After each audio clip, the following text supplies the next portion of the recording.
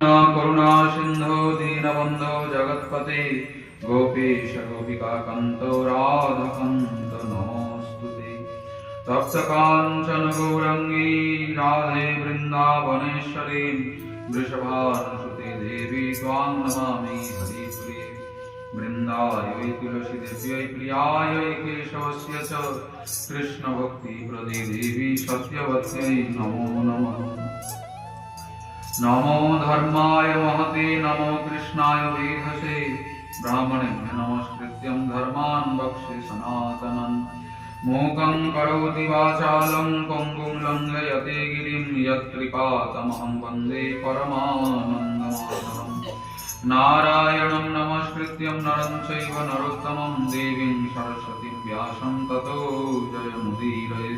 जय रूप सनातन भट्ट रघुनाथ श्रीजीव गोपाल भट्ट दास रघुनाथ এই ছয় গোস্বামীর করি চরণ বন্দন যাহা হইতে বিঘ্ন নাশ অভীষ্ট পূরণ। দুর্গমে পথিমিন্ধস্য স্থলৎপাদ গতির্মুহ সকৃপা দষ্টিদানেন সন্ত সন্তমবলম্বনম। ভক্তগোষ্ঠী সহিত শ্রী গৌরাঙ্গ জয় জয় শুনিলে চৈতন্য কথা ভক্তি লভ্য হয়।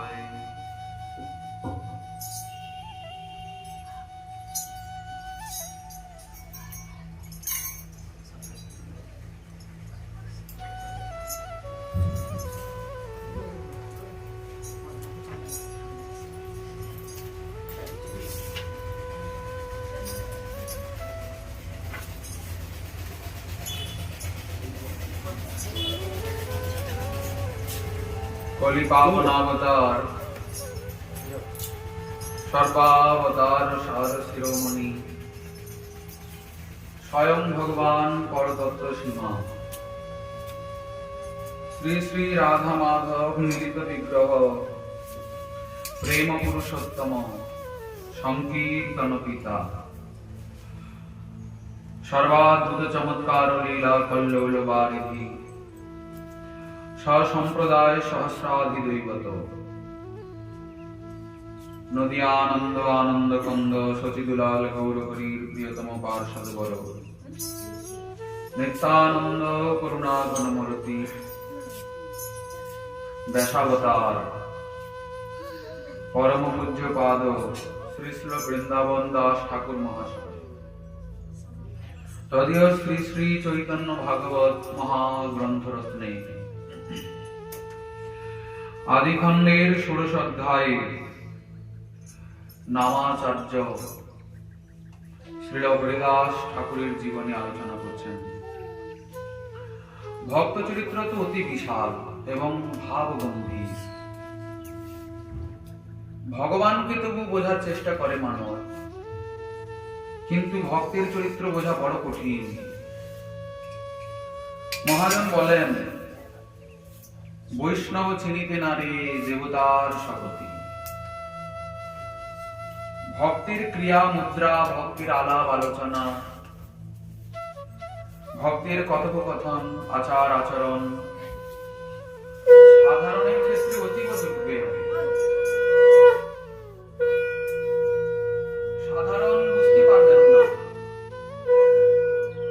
অনেক সময় বড় বড় রথী মহারথীরাও ঠকে যান ভক্তকে বুঝতে গিয়ে। ভাগবতে দেখা যায় না অম্বরীশ মহারাজের কাছে দুর্বাসা ঋষির কি অবস্থা হলো। যদ্যপি তিনি রাজর্ষি মহারাজা, স্বাভাবিকভাবেই তো রাজা মহারাজারা বিষয়ী হন, কিন্তু রাজার ভিতরে যে এত বড় ঋষি লুকিয়ে রয়েছেন এ কি করে সাধারণ মানব বুঝবে। আর ঋষি দুর্বাসা তো কোনো সাধারণ নন, তিনি তো ভগবত অবতার। তিনিও ঠকে গেলেন, প্রাকৃত বিচার করলেন, কত অপরাধ উনার হলো, কত দুর্ভোগ ওনাকে ভোগ করতে হলো। আর আমরা তো অতি সাধারণ, ভক্তকে কি করে বুঝব। এই জন্য আমরা ভক্তের আচার আচরণকে লক্ষ্য করি, নিন্দা চর্চা করি, ভালো মন্দ বলি। আসলে ভক্তকে বোঝাই হচ্ছে কঠিন ব্যাপার। কারণ আমাদের তো শাস্ত্র সিদ্ধান্ত এসব জানাও নাই, পড়াশোনাও নেই, সময়ও নেই, ইচ্ছাও নেই, প্রয়োজন পড়ে। ভক্তের চরিত্র সম্পর্কে আচার্য মহাজনগণ অনেক আলোচনা করেছেন শাস্ত্রে। ভক্তমাল গ্রন্থ রয়েছে, আবার আমাদের এই গৌড়ীয় বৈষ্ণব সম্প্রদায়ে গৌড়ীয় বৈষ্ণব জীবন বলে গ্রন্থ রয়েছে, ওতে সমস্ত ভক্তির জীবনী আলোচনা হইয়াছে। যদি আছে মনের গোলমাল, তবে শোনো ভক্তমাল। ভক্তমাল মানে ভক্তদের জীবনী নিয়ে মালিকা, মালা, তাই ভক্তমাল। ওখানে সব ভক্তদের চরিত্র রয়েছে। গতদিনে আমরা আলোচনা করেছি ভক্ত চরিত্র আলোচনার কি ফল, তা যাক সে কথা।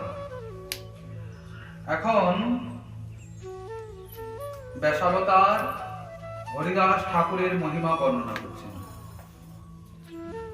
আমরা হরিদাস ঠাকুর সম্পর্কে কিঞ্চিৎ জানি। পূর্বে তিনি পিতামহ ব্রহ্মা ছিলেন। কোন অপরাধে, ওই শ্রীকৃষ্ণকে পরীক্ষা করার অপরাধে নাকি ওনাকে জবনকুলে আসতে হয়েছে। অনেকে বলেন যে জবনকুলে উনি আসেননি, ব্রাহ্মণের কুলে এসেছেন, জবনকুলে পালিত হয়েছেন, এরকম অনেকে অনেক কিছু বলে। তো যাই হোক, মোটামুটি জবনকুলে তো উনি ছিলেন। পূর্বে ওনার নাম ছিল হারেশ, পরবর্তীকালে উনি হলেন হরিদাস। তো আচার্যপাদ বলছেন, হেন কালে কথায় আইলা হরিদাস, বিষ্ণু শুদ্ধ বিষ্ণু ভক্তি যার বিগ্রহে প্রকাশ, এবে শোনো হরিদাস ঠাকুরের কথা, যাহার শ্রবণে কৃষ্ণ পাইবে সর্বথা। হরিদাস ঠাকুরের কথা শুনলে কৃষ্ণ পেয়ে যাবে না। এখন প্রশ্ন হচ্ছে, এই আবার কি কথা? গতকালকে তো আলোচনা করলেন যে দেহত্যাগে কৃষ্ণ না পাইয়ে পাইয়ে ভজনে, কৃষ্ণ প্রাপ্তির উপায় বহু নহে ভক্তি বিনে। ভক্তি ছাড়া কৃষ্ণকে পাওয়া যাবে না, ভজন ছাড়া ভগবানকে পাওয়া যাবে না। এখন আপনি আমার এই কথা বললেন যে হরিদাস ঠাকুরের কথা শুনলে ভগবান কৃষ্ণকে পাওয়া যাবে, তাহলে কোনটা ঠিক, ভজনটা করবো না হরিদাস ঠাকুরের কথা শুনবো? আসলে শ্রীমদ্ ভাগবতে 10টা তত্ত্ব রয়েছে। পত্র স্বর্গ বিসর্গশ্চ স্থানম দোষণমতয় মন্মন্তরে সানুকথা নিরোধ মুক্তির আশ্রয়। তার মধ্যে একটা তত্ত্ব হলো পোষণ তত্ত্ব। পোষণ মানে কি? পোষণ মানে হলো পুষ্টি, সমৃদ্ধি। এখন ভাগবতের আবার পোষণ তত্ত্ব মানে, দেখুন আপনারাও হয়তো ভক্তি ভজন কিছু করেন, নাম টাম জপ করেন, তুলসী সেবা করেন, একাদশী ব্রত করেন, ভজন ভজন করেন, কিন্তু যদি সাধু সঙ্গ না হয় মাঝে মাঝে, এক তো প্রতিদিনই নিয়ম করে সাধু সঙ্গ করার দরকার। কেননা সাধু সঙ্গই হচ্ছে সেই ঔষধ যেটা ভবরোগ নিবারণ করবে। সাধু সঙ্গ মানে কি? সাধুর সঙ্গে শুয়ে পড়ে থাকলে সাধু সঙ্গ হয়ে গেল, তা কিন্তু না। সাধুর সঙ্গে থেকে হরি কথার শ্রবণ, ভব ঔষধাৎ শত্রু মনোভিরামাৎ। ভবরোগের ঔষধ কি? সাধু মুখে হরি কথা। সাধু সঙ্গ যদি হয়, তাহলে আপনি যে ভজন করছেন ওই ভজনটা পুষ্টি লাভ করবে, উত্তরোত্তর বর্ধিত হবে। আর যদি ভজন করছেন কিন্তু সাধু সঙ্গও নাই, ভক্ত চরিত্র আলোচনাও নাই, ভক্তের সঙ্গে কথাবার্তাও নাই, তাহলে আস্তে আস্তে হবে কি, দিন দিন আপনার ভজনটা শিথিল হয়ে পড়বে, কমে যাবে, কমতে শুরু করবে। ওই একা একা করে দেখুন কতদিন করতে পারে।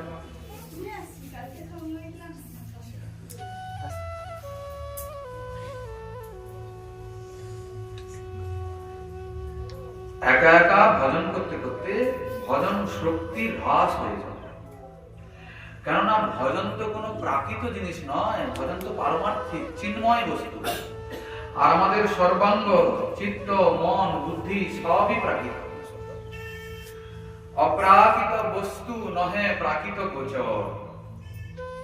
ভজন, কৃষ্ণ, ভক্ত, ভগবান, গুরু, গ্রন্থ, এই সব কিছু অপ্রাকৃত, চিন্ময়, সচ্চিদ আনন্দময়। আর আমাদের চিন্তা ভাবনা, আমাদের শরীর সবই জড়জাগতিক, পাঞ্চভৌতিক। মহাপ্রভু বলছেন নিত্য সিদ্ধ কৃষ্ণ প্রেম সাধ্য প্রভু নয়। ও চিত্তের মধ্যেই আসে না, তা সাধনা করবো কি করে, যেহেতু ওটা চিন্ময়। বলে তাহলে কি করার আছে? বলে সাধু সঙ্গে হরি কথা শুনতে শুনতে শুনতে শুনতে চিত্তটা আস্তে আস্তে পবিত্র হয়ে গিয়ে চিন্ময় হওয়া শুরু হবে। ওর মধ্যে শক্তি আসবে। কি শক্তি আসবে? অপ্রাকৃত বস্তুটাকে ধারণ করা, বোঝার শক্তি আসবে। কি করে? না একটু একটু করে ওই সাধু সঙ্গে শ্রবণ কীর্তন করতে। আচ্ছা, শ্রীমদ্ ভাগবতে যে পোষণ তত্ত্ব বলা হয়েছে, পোষণ মানে তো ভক্তিতে পুষ্টি। আচ্ছা, যেমন ধরুন আপনারা ধান চাষ করেন তো, ধানে জল ঢালুন কিনা, মানে জমিতে জল তো ঢালেন, খালি দিনরাত জল ঢালতে থাকলে কি চাষ হবে? আর কি দেন আপনারা? সারস দিতে হয়, কীটনাশক দিতে হয়, তবে গিয়েই তো ধানটা করবে। জল তো ঢালতেই হবে, কিন্তু কেবল জল ঢাললে হবে না, সার ঔষধ প্রয়োগ করতে হবে, লক্ষ্য নজর করতে হবে, ভালো করে তার পরিচর্যাও করতে হবে। এখানে ঠিক তেমনই আপনি নয় ঘরে দরজা বন্ধ করে সেদিন রাত জল ঢালছেন ভক্তিলতাকে, হরে কৃষ্ণ করছেন, মানে শ্রবণ কীর্তন নিজে নিজে করতে পারবেন না, পারবেন না? হরে কৃষ্ণ কৃষ্ণ কৃষ্ণ কৃষ্ণ হরে হরে, হরে রাম রাম রাম হরে হরে, তো বললাম, নিজেও শুনলাম, বললাম যখন কীর্তন হয়ে গেল, শুনলাম যখন শ্রবণ হয়ে গেল। মহাপ্রভু বলছেন মালি হয়ে সেই বীজ করে আরোপণ, শ্রবণ কীর্তন জলে করে সেচন। কোন বীজ? ভক্তিলতার বীজ হৃদয় ক্ষেত্রে আপনি লাগাবেন। জলটা কি? শ্রবণ কীর্তন রূপী জল। তার এই জল তো নিজে নিজে ঢালতে পারে, কিন্তু এই তো শুনলাম কেবলমাত্র জল ঢাললে তো ফল ফলবে না, সার ঔষধ দিতে হবে, ভিটামিন প্রয়োগ করতে হবে। ভিটামিন দেন না জমিতে? তাহলে ভক্তিলতার ভিটামিন কি, কীটনাশক কি? বলে সাধু সঙ্গ। সাধু সঙ্গের মধ্যেও আবার সাধু সঙ্গে হরি কথা, হরি কথার মধ্যে আবার অনেক কথা, হরির কথা, হরির ভক্তের কথা, ধামের কথা, নামের কথা, তার নাম রূপ গুণ লীলা সবকিছু কথা আলোচনা। বলে এত সবের মধ্যে আবার ভক্তের চরিত্র আলোচনা হলো সব থেকে বড় ভিটামিন। কারণ দেখো দেখো ওই ভক্ত কেমন করে কষ্ট করে ভগবানকে পেয়েছে, ভক্তি জীবনে কি কি পরিস্থিতি আসে, ভগবান কেমন করে কৃপা করেন, এইসব বিষয়গুলো জানা যাবে। তখন আপনার ভক্তি সাধনা যে স্থিতিতে ছিল, ভক্তের চরিত্র শ্রবণ করলে আপনার স্থিতিটা আরেকটু উন্নত স্তরে যাবে না? আপনার ভিতরে আগ্রহ আসবে না? দেখো ভগবান তাহলে এত করুণাময়, তার জন্য যদি কেউ একটু করে তাহলে তিনি এত কৃপা করেন, তাহলে আমি অনেক করে ভক্তি করবো, তিনি অনেক করে কৃপা করবেন। এই চিন্তা ভাবনা আসবে কিনা? এই জন্য ভাগবতে যে পোষণ তত্ত্ব বর্ণনা আছে ষষ্ঠ স্কন্ধে, সেখানে অজামিলের চরিত্র আছে, চিত্রকেতু মহারাজের চরিত্র আছে, বৃত্রাসুরের চরিত্র আছে, সবই ভক্ত চরিত্র। ওখানে ওইসব চরিত্রগুলো শুনলে স্বাভাবিকই সাধকের হৃদয়ে ভজনের প্রতি একটা আগ্রহ বেড়ে যাবে। আচ্ছা, এই জন্য বলছেন যে হরিদাস ঠাকুরের কথা শুনলে কৃষ্ণ প্রাপ্তি হবে, মানে কৃষ্ণ প্রাপ্তিটা আরো সুগম হয়ে যাবে, সরল হয়ে যাবে। পুরন গ্রামেতে অবতীর্ণ হরিদাস, সে ভাগ্যে সে সব দেশে কীর্তন প্রকাশ। আচ্ছা, আপনাদের এখানে আশেপাশে কি ভক্ত রয়েছেন নিষ্ঠার সহিত যিনি ভজন করছেন? এমন ভক্ত আছেন? নাই না? সেই কারণেই আপনাদের উপরেও কোনো প্রভাব নেই। না হলে ভক্ত যে গ্রামে বাস করবেন, ভক্ত যে গৃহে বাস করবেন, তিনি যদি প্রচারও না করেন, তবুও উনি যে ওখানে আছেন, ওই প্রভাবে একটা ভক্তি তন্মাত্রা চারদিকে এক ছড়িয়ে পড়ে। যে কুলে যে গ্রামে বৈষ্ণব অবতরে, তাহার প্রভাবে লক্ষ যোজন নিস্তরে। এই দেখুন, যে কুলে বা যে গ্রামে বৈষ্ণব থাকেন, তিনি যদি কেবলমাত্র নিজে নিজেই ভজন করেন, আপনাকে কিছু নাও শেখান, নাও বোঝান, না প্রচার করেন, তবুও উনি যে নিজে নিজে ভজন করছেন, উনার ওই ভজনের তন্মাত্রা চারিদিকে ছড়িয়ে পড়ে। লোক আপনি আপই ভক্তিতে শ্রদ্ধাবান হয়। আমি সেই জন্য অবাক হচ্ছি, এই কয়েকদিন এসে, গতবারে এসেছিলাম, এখানে কেন মানুষের মধ্যে এরকম অবস্থা, কোনো লক্ষণ কেন ভক্তির দেখতে পাওয়া যাচ্ছে না? কেননা আশেপাশে ভক্ত বৈষ্ণবের অভাব, বা হয়তো যদিও আছে তাহলেও তারা ভক্তিমান নন। কেননা এখন তো আমাদের মতো সব সাজা বৈষ্ণব, ঠিক কিনা? সেজে বুঝে অস্থির হয়ে গেলাম। শাস্ত্র সম্মত ভক্তি কজন করছেন, ঠিক কি? শাস্ত্রের সঙ্গে ভক্তের ভক্তি ধর্মকে মিলাতে গেলে খুঁজে পাওয়া যায় না। এখনকার দিনের আমরা যারা ভক্ত হয়েছি, আমাদের আচার আচরণ, আমাদের কথাবার্তা শাস্ত্রের সঙ্গে মিল খায় না। তাহলে কি করে আমাদের দ্বারা জীবের কল্যাণ হবে? কথাটা কি ভুল বলছি? মুখে বলছি এক আর করি আর এক। মাইকের সামনে বলছি বাবা বিষয়, বাবা মায়া, বাবা আসক্তি, এসব মাইকে বলছি কেন? লোকের জন্য। আর আমি নিজেই মায়ের বন্ধনে আবদ্ধ হয়ে আছি। চিন্তা মাথায় ঘুরঘুর করছে, এই তো পাট্টা করে বিশ্রাম করে নাম নেই, টাকা বানিয়ে কাজ করে দেবে। এদিকে আবার বলছি অর্থ হলো অনর্থের মূল, এটা পাঠে বলতে হচ্ছে। এটা তো জ্ঞানের কথা, বলতে হবে না? এটা বলছি বলেই তো আপনারা টাকা দেবেন। হ্যাঁ, এদিকে বলছি বাবা বিষয় আবিষ্ট মন, বড়ই জঞ্জাল, স্ত্রী পুত্র মায়াজাল, এইসব কাল, এসব বলছি মুখে, কিন্তু আমার মাথায় চিন্তা করছে, গুগুর গুগুর করছে, বাড়িতে ছেলে আছে, মেয়ে আছে, এই আছে, সেই আছে, বউ আছে, এটা ওর জন্য নিয়ে বসে, এই করে দিন রাত মাথায় নিয়ে আমরা চাপ। তাহলে আমার মুখের কথা, শাস্ত্রের কথা আর আমার আচরণ কোনোটাই মিলল না। মিলল কি? তাহলে আমার নিজেরই তো ভক্তি হলো না, আমার আবার ভক্তির প্রভাব কি আর লোকের মঙ্গল হবে? সমস্যা হলো এটা। যদি কেউ শুদ্ধ ভক্ত হন, শাস্ত্রীয় সিদ্ধান্ত মতে যদি কেউ ভজন করছেন একটু হলে, উনি যদি কোনো প্রচার প্রসারও না করেন, উনার ওই অন্তরের ভক্তি প্রভাবে আশেপাশের সবার মধ্যে একটু ভক্তি ভাবনা জাগেই জাগে। এটা একদম 100% সত্যি কথা, এটাতে কোনো রকমের সন্দেহ করা চলবে না। মহাজন বলেছেন, যে দেশে, যে গ্রামে, যে কুলে বৈষ্ণব অবতরে, তাহার প্রভাবে লক্ষ যোজন নিস্তর। এখন সেরকম শুদ্ধ ভক্তির অভাব হয়ে যাচ্ছে। এই জন্য মানুষ ভক্তি হয়তো করছে, কিন্তু সব বাইরের লোক দেখানো ভক্তি হচ্ছে, সাজাগুজি হচ্ছে। এখন তো দেখা যায় লোকের কারো ঘরে খাওয়া দাওয়া হলে, মানে যে মহোৎসব টহোৎসব করে না, তো আমরা কখনো পাট্টাট করে রাস্তা দিয়ে যাই, দেখি কি অনেক দল বেঁধে লোকেরা না এরকম মাথায় সবার তিলক করা চলে যাচ্ছে। আমরা তখন অবাক হই কি, দেখো কত ভক্ত এখানে। তো আমাকে যারা নিয়ে যান তারা বলে, না গো এরা ভক্ত টক্ত না, ওরা খেতে যাচ্ছিল, তো ওখানে এখন ইয়ে পাওয়া যায়, কি বলে ওটাকে, স্ট্যাম্প, ছাপ পাওয়া যায়। ছাপ এরকম করে তিলকের জলে ডুবায় আর এরকম করে কপালে চিপকে লাগবে, লোকে হবে দেখো। আমরা তো বুঝি না ভিতরে ভিতরে কি হচ্ছে। দুনিয়ায় তো আমাদের অত মতলব নেই, ভিতরে ভিতরে জল অনেক দূর গড়িয়ে গেছে। হ্যাঁ, দেখলে মনে হচ্ছে কি সুন্দর তিলক করেছে দেখো, আমরাও ঠকে যাই মশাই। এই করে চলছে আর কি। কিন্তু শুদ্ধ ভক্ত পাওয়া বড় মুশকিলের ব্যাপার। কিন্তু যদি ভগবানের কৃপা হয় আপনার প্রতি, আমার প্রতি, কেননা ভক্ত সঙ্গ না হলে তো আর ভগবানকে বোঝাই যাবে না, লাভ করাও যাবে না, ভক্ত সঙ্গ হতেই হবে। তবে প্রকৃত ভক্ত সঙ্গ নিজ চেষ্টায় মেলে না, ওনার কৃপা না হলে। ভাগবতে বলেছেন, ভবাপবর্গ ভ্রমত যদা ভবে জনস্য তহি অর্জিত সৎসমাগম সৎসঙ্গম যর্হি তদৈব সদ্গত পরাবরে সতৈ জায়তে রতি।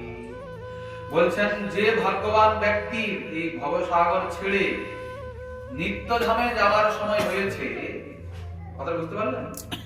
যে ভাগ্যবান জীবের জন্ম মৃত্যুর চক্র থেকে নিষ্কৃতি পাওয়ার সময় হয়েছে, ভগবত কৃপায় ওই ব্যক্তিরই সৎ সাধুর সঙ্গ মেলে। তাহলে সাধু সঙ্গটা সাধারণ নয়। কোন সাধু? না সৎ সাধু। এই তো আমাদের মতন লোক সেজে গুজে অস্থির, দেখতে সাধুর মতো, ভিতরে সব অসাধু, ভিতরে পুরো কালো কালো কালো, বাইরে সাদা ঝিকঝাক আর ভিতরে কালো ঝিকঝাক। এইরকম নয়। গোবিন্দের কৃপায় উপযুক্ত সৎ সাধুর সঙ্গ মিলে কখন? যখন কোন জীবের ভবসাগর উত্তীর্ণ হওয়ার সময় হয়। কতদিন থাকে আইলা গঙ্গা তীরে, আসিয়া রহিলা ফুলিয়ায় শান্তিপুরে, পাইয়া তাহান সঙ্গ আচার্য গোসাই, হুঙ্কার করেন আনন্দের অন্ত নাই। আচার্য গোসাই মানে আমাদের গৌরানা ঠাকুর, সীতানাথ, অদ্বৈত আচার্য প্রভু। ওনাকে সহজে বলা হয় কি? আচার্য গোসাই। হরিদাস ঠাকুরকে পেয়ে ওনার কি আনন্দ! কি ভক্তকে পেয়ে আনন্দ পাবে না? আনন্দ হয় না? আপনারা যে প্রকৃতির, সেই প্রকৃতির লোক মিশে গেলে কি আনন্দ হয় বলেন তো? কি সবাটা চুটিয়ে যাবে, জমজমাট। ভক্তের সেখানে অশান্তি। বাবা, এরা তো সাংসারিক কথা বলছে, পালাও পালাও পালাও। যদি সেখানে ভক্ত জুটে যায়, তাহলে রাত কি দিন কোনো মতলবই থাকে না। আরে বেলা বয়ে যাচ্ছে, এদিকে ভক্তের নিত্যকর্ম হয়নি, ভোজন করা হয়নি, ঠাকুরের অর্চনা হয়নি, কিন্তু এমন করে কৃষ্ণ কথা রসক প্রসঙ্গে তারা একে অপরে তন্ময় হয়ে যায়, দেশ কালপাত্র সব ভুলে যায়। এটা একটা সঙ্গের কথা। শতাম প্রসঙ্গান মম বীর্য সংবিদ, ভবন্তি হৃৎকর্ণ রসায়না কথা। ভগবান কপিল দেব বলছেন, আমার এক ভক্ত আর এক ভক্তের সঙ্গে যখন মিশে, আমারই নাম গুণ রূপ লীলার মহামহিমা একে অপরকে শুনিয়ে তারা মহানন্দে ভাসে। কথা কেমন? হৃদ কর্ণ রসায়না কথা। হৃদয় আর কর্ণকে সেই কথা দ্রবীভূত করে। কি এই সংসারে আর এমন কোনো কথা নেই যে হৃদয় আর কর্ণকে দ্রবীভূত করে? আছে এমন কোনো কথা যেটা রস দেয় কানের মধ্যে? অনেক কথা, আমাদের কথা যারা আমরা বলি, সবসময় যেসব কথাগুলো বলি, ও কথা শুনে রাগ হয়, হিংসা হয়, লোভ হয়, কাম হয়, ক্রোধ হয়, হয় কিনা? কিন্তু হৃদয় আনন্দে পরিপূর্ণ হয়ে যায়, কর্ণটা রসায়িত হয়ে যায়, এরকম কথা কি শোনা যায়? ও কথা কেবলমাত্র হরি কথা। আর কেমন? ভক্ত মুখে হৃদ কর্ণ রসায়না কথা। এখন আচার্য গোসাই হরিদাস ঠাকুরকে পেয়েছেন, বড় আনন্দ। হরিদাস ঠাকুর অদ্বৈত দেব সঙ্গে ভাসেন গোবিন্দ রস সমুদ্র তরঙ্গে। নিরবধি হরিদাস গঙ্গা তীরে তীরে ভ্রমেন কৌতুকে কৃষ্ণ বলি উচ্চৈশ্বরে। জোরে জোরে হরে কৃষ্ণ বলছেন। আমাদের তো মাসায় কি লজ্জা লাগে, এখানে কি ঝুমঝাম কীর্তন হচ্ছে, এনারা কীর্তন করছেন, আর আপনাদের তো ঠোঁটই নড়ে না, হাতও তাদের থেকে বেরি হয় না, ঠকঠকে ঠান্ডা করেছে। বাবারে, শেষে নাকি নাচবো বলে, নাচুন। কিন্তু যখন নাম কীর্তন হচ্ছে তখন একটু নামটাও তো বলুন। ঘরে তো বলেন না কখনো, সে দেখেই বোঝা যাচ্ছে। হ্যাঁ, তো এখন এখানে তো লজ্জা টজ্জা একটু বাদ দিন কমসে কম, নাকি? হরে কৃষ্ণ বললে কি গলা থেকে টেনে লোক? বাজে কথা বলতে লজ্জা করে না, গালাগালি করতে লজ্জা করে না, হরিনাম বলতে গেলে এখন আর আওয়াজ মুখ থেকে একদম বেরোই না। এগুলো কি? এগুলো বিড়ম্বনা, এগুলো অপরাধের লক্ষণ। বাজে কথা মুখ থেকে বেরোচ্ছে ভালো, কিন্তু হরিনাম মুখ থেকে বেরোচ্ছে না, তার মানে কি? আমার মধ্যে তাহলে গন্ডগোল আছে। এই জন্যই তো বেরোচ্ছে না মুখ থেকে। যদি আমার হৃদয়টা ঠিক থাকতো, হৃদয় কারণে ঠিক নাই, সবারই গন্ডগোল আছে, কিন্তু তবুও লজ্জা, ঘৃণা, ভয় তিন থাকতে নয়। কি? যাক, এখন তো প্রাথমিক অবস্থা, সাধারণ স্থিতি। এখানে তো এখন আমরা একদম প্রেমের কথা বলতে পারবো না। লজ্জা, ঘৃণা, ভয় প্রাথমিক অবস্থা তো থাকবে। লজ্জা, ঘৃণা, ভয় একে উপেক্ষা করে, কেন এই সংসার যা করতে দিক ভজন করতে দেবে না। কি? আপনি খারাপ কাজ করুন, গালাগালি করুন, চুরি করুন, ডাকাতি করুন, সিরিয়াল দেখুন, টিভি দেখুন, বাজে ছবি দেখুন, সেগুলিতে সংসারের কোনো বাধা নেই, কোনো বিপত্তি নেই। হ্যাঁ, এখন আনন্দ করবে না তো কখন করবে? করো, খুব করো, করো করো। একটা ছেলে আমার, হ্যাঁ, এখন যদি ভালো মন্দ কিছু বলি, যদি কিছু করে বসে, আছে কিনা এরকম হয় না? হ্যাঁ, ওটা কথা নয়, মা বাবা তো সেই, এই জন্য গন্ডগোল এই। তা যাই হোক, যদি ছেলে হরে কৃষ্ণের ওখানে গেছে, যদি কখনো ছেলে গলায় তুলসীর মালাটা বেঁধেছে, তাহলে রক্ষে নেই মশাই। আমরা যখন প্রথম প্রথম গলায় তুলসীর মালা বাঁধি, হ্যাঁ, সেই ছোটবেলায় কি ভয়, বাড়ির লোক দেখলে আর কি করবি, কিন্তু রাখতাম। একাদশী ব্রত যখন প্রথম করলাম, তখন আর বলবেন না মশাই, কি ভয়ের সীমা নেই। কেন ছেলে খাবে না? বুঝতে পারছেন তো? কিন্তু সংসারকে ঠকিয়ে হরিভজন করতে হবে। কেন? হরিভজনটা হচ্ছে নিজের জন্য। হরিভজন কেন করব? নিজের জন্য করব। আরে বাবা, এতদিন তো সংসারের জন্য করলেন, নিজের জন্য একটু চিন্তা করুন। আপনি তো একটা ব্যক্তি, আপনারও তো একটু কল্যাণ হওয়ার প্রয়োজন আছে কিনা? বলি, এটা আবার কেমন কথা? হরিভজন মানে নিজের জন্য চিন্তা করা, নিজের জন্য ভাবা। সারাদিন তো, সারা জীবন তো সংসারের জন্য চিন্তা করেন। এবার নিজের দিকে তাকান, আমি তো সারাটা জীবন সংসারকে দিলাম, আমি কি পেলাম?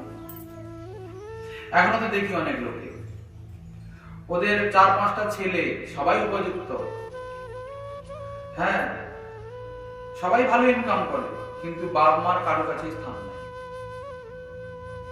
একটা ভাঙা কুঁড়ে ঘরের গোয়াল ঘরের মধ্যে পড়ে আছে, বুড়ো এখনো মজুর খাটে, আর সেই যে বৃদ্ধা এই রান্না বান্না করে, হাত হাত করে গো মাতার সেবা করে, সব করে, নাহলে চলবে কিরকম? নর্দমার মধ্যে থাকে, দেখা যায় অনেকে আছে।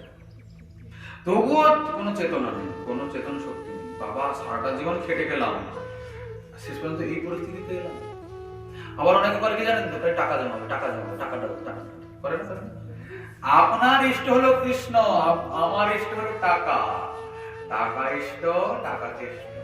কি আমাদের এর অধিকাংশ কিনা? আমাদের টাকাই হলো কৃষ্ণ, টাকাই হলো ভগবান। টাকা না থাকলে সব ফাঁকা। লোকে বলে না, হরে কৃষ্ণ বলে কি পেট ভরবে? বলে কি বলে না লোকে? আপনারা হয়তো আছেন এর মধ্যে, কেউ কেউ এটা বলতে পারেন, এই চিন্তা নিয়ে হয়তো বসছেন। আপনার সব কথা ভালো লাগলো, ভালো কথা, কিন্তু টাকা টাকা করলেন যে, আপনারও তো পেটের দায়ে এসছেন, তাহলে ভুল ভাবছেন না। আমরা কোনো পেটের দায়ে আসি।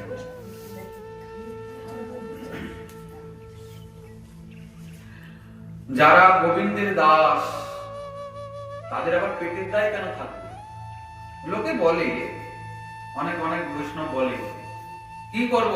সংসারের জন্য যেতে হয়, সংসারের জন্য টাকা নিতে হয়। আমাদের কিন্তু এরকম নয়। আমাদের উপরের থেকে নির্দেশ দেওয়া আছে, বাবা হরি কথা তো বলতে হবে, নাম সংকীর্তন করতে হবে, টাকা চাইতে পারবে না, টাকা দেওয়া যাবে না, কোনো এগ্রিমেন্ট চলবে না, এত টাকা দিলে যাবো, কত টাকা দিলে হবে। এই আপনাদের সঙ্গে টাকা পয়সার কোনো কথা হয়েছে নাকি? আমাদের হয়েছে কোনো টাকা পয়সার কথা? অন্যান্য কথা হয়েছে, বাবু একটা মাইক লাগবে, এই লাগবে, সেই লাগবে, টাকা পয়সার কোনো কথা হয়নি। কেন হয়নি? কারণ আমাদের তো এটা নিয়ম নেই। চাইতে হবে কেন? চাইতে গেলেই তো ছোট হতে হবে। কি ছোট হতে হবে না? চাইতে গেলেই ছোট হতে হবে। চাইবো কেন? আমার কি প্রয়োজন, আমার কিসে মঙ্গল? যিনি আমার প্রভু, তিনি কি জানেন না? তিনি আমার থেকে বেশি জানেন কিসে আমার মঙ্গল হবে। অতএব তার উপরে এইসব ভার ভাব না। আমি নিজে তোমার মঙ্গল করতে পারবো না, আমি নিজে আমার অমঙ্গল করে আজ পর্যন্ত বসে আছি, আর আগে গিয়ে অমঙ্গলই করে দেব। সব ভার তার উপরে। পেটের দায় বলে হরি কথা বলা, ওটা কিন্তু কথা না। এটা কোনো পেটের দায়ের জন্য না, এটা সেবা, এটা ভজন। এই হরি কথা শুনতে হরির ভালো লাগে, তার কথা শুনতে তার নিজের ভালো লাগে। তার বা কি সেবা আমরা করব, তাকে সুখী করার জন্য কি বা উপাদান, কি বা উপকরণ আমাদের আছে, আমরা কি বা নিয়ে এসেছি সঙ্গে, কিছুই তো আমাদের নেই, সবই তো তার। তিনি মুখ দিয়েছেন, একটু স্মৃতি শক্তি দিয়েছেন, সদ্গুরু চরণ আশ্রয় করে দিয়েছেন, গুরুবর্গের আদেশ নির্দেশে উনারই কথা গঙ্গা জলে গঙ্গা পূজার ন্যায়, উনার শ্রী চরণে পুষ্পাঞ্জলির ন্যায় এই নিবেদন, বাস, আর তো কিছু না। এবার টাকা পাবো না ফাঁকা পাবো, পেট চলবে না মাথা চলবে, ও সব চিন্তা নিয়ে চলবে হবে না, ওসব উনার ব্যাপার। কি যেদিন খেতে পাবো না, যেদিন পরনের বস্ত্র থাকবে না, সেদিন না হয় চিন্তা করা যাবে, কি বলে? তার আগে পর্যন্ত তাদের চিন্তা করার দরকার। আপনারা বাবা আপনারা কথা বলে দিলেন, আমরা তো সংসারী মানুষ, আমাদেরটা কি হবে? আমাদের টাকা টাকা টাকা টাকা করতে হবে, কাউকেই টাকা টাকা করতে হবে না। যত টাকার পেছনে দৌড়বেন টাকা ততই আপনার দৌড়াবে। এমন কাজ করুন টাকা যেন আপনার পেছনে দৌড়ায়। বলে এটাও হয়? বলে বিলকুল হয়। এটা হয়, আপনি চাইবেন না নিতে, কিন্তু টাকা জোর করে আসবে আপনার কাছে। বলে আমরা দিন রাত খেটে খেটে মরে যাচ্ছি 2 টাকার জন্য, আর কি বলেন টাকা আমার পেছনে দৌড়াবে? বলে নিশ্চয়ই দৌড়াবে। আপনি কেবলমাত্র আপনার কর্তব্যটা নিষ্ঠার সহিত করে চলে যান। কি রকম কর্তব্য? ধর্ম করে উপার্জন, ধর্মে ব্যয়। ধর্মে ব্যয় মানে কি? সৎ পথে উপার্জন, সৎ পথে ব্যয়। কাউকে ঠকিয়ে, কাউকে কাঁদিয়ে, কাউকে কষ্ট দিয়ে উপার্জন করবো না। কাউকে কাঁদানোর জন্য, কাউকে দুঃখ দেওয়ার জন্য টাকা খরচাও করবো না। তাহলে দেখবেন জীবনটা কত আনন্দের হয়ে যায়। আমরা তো দিনরাত কত কর্ম করি, কিসের জন্য? সুখ পাওয়ার জন্য করি না? সুখ পাওয়ার জন্য কর্ম, দুঃখ পাওয়ার জন্য কি কর্ম করে? সারাটা জীবন ধরে লোক সুখ পাওয়ার জন্য কর্ম করছে, আনন্দ পাওয়ার জন্য কর্ম করছে, তার জন্য যা ইচ্ছা খাচ্ছে, যা ইচ্ছা করছে। ঘুরে ফিরে বলে ভাই জীবনটা আমার শেষ হয়ে গেল, বরবাদ হয়ে গেল। কেন? তুমি যা ইচ্ছা খাও, আত্মা যা চায়, যা ইচ্ছা তাই তো করো, যেখানে ইচ্ছা সেখানে তো যাও। জীবন আমার বরবাদ হয়ে গেল কেন? বলে আমার বউটা আমার জীবন শেষ করে দিল। বউ বলে আমার স্বামীটা আমার জীবন শেষ করে দিল। হ্যাঁ, বৌমা বলে শাশুড়িটা আমার বড় বদমাস। হয় কিনা সংসারে এরকম? কিন্তু আসলে যে কে বদমাস সে কথা কোনো বিচার বিশ্লেষণে বোঝা যাবে। ও সুপ্রিম কোর্টের প্রধান বিচারপতিও ফেল হয়ে যাবে বিচারপতি সংসারে। এটা অনাদিকাল থেকে চলে আসছে। সংসার বিষানলে দিবানিশি হিয়া জলে, জুড়াইতে না কইন উপায়। সংসার বিষানল, দাবানল জ্বলছে। দাবানল জানেন? জঙ্গলে আপনার আগুন লাগে না, গাছে গাছে ঘর্ষণ লেগে? এই সংসার ঠিক তেমনই দাবানলের মতো, দাও দাও করে দিন রাত জ্বলছে। কবে যে আগুন লেগেছে, এই সংসারের অশান্তি কবে যে কে শুরু করেছে তার কোনো ধারণা আমাদের কাছে নেই। কিন্তু একের পরে এক পরম্পরা আসছে, সেই অশান্তি ভোগ করতে চলে যাচ্ছে। সবাই সুখের পেছনে দৌড়াচ্ছে, সবাই সুখ পাওয়ার জন্য কর্ম করছে, কিন্তু আজ পর্যন্ত কেউ সুখ হয়নি, সব চলে গেছে। আমিও চলে যাবো সুখ ভাসু করতে করতে। তবু আমাদের বোধ শক্তি হয় না যে ভাই এত কর্ম করছি দিন রাত, কেন তবু সুখ নেই জীবনে? প্রচেষ্টাতে কোনো কম নেই, হবে কি করে সুখ? সুখ পাওয়ার যে আসল কর্ম সেটা থেকে তো দূরে আছি। কৃষ্ণ ভুলি সেই জীব অনাদি বহির্মুখ, অতএব মায়া তারে দেয় সংসার আদি দুঃখ। সংসার দুঃখ কে দিচ্ছে? মায়া। কেন? কৃষ্ণকে ভুলে যাওয়ার জন্য। তাহলে কি করব? তাতে কৃষ্ণ ভজে, করে গুরুর সেবন। মায়াজাল ছুটে পায় কৃষ্ণের চরণ। কি করবেন? কৃষ্ণ ভজন করবেন, গুরুদেবের চরণ আশ্রয় করে দিলে মায়াজাল দূরে যাবে, আর কৃষ্ণ চরণ পাবেন।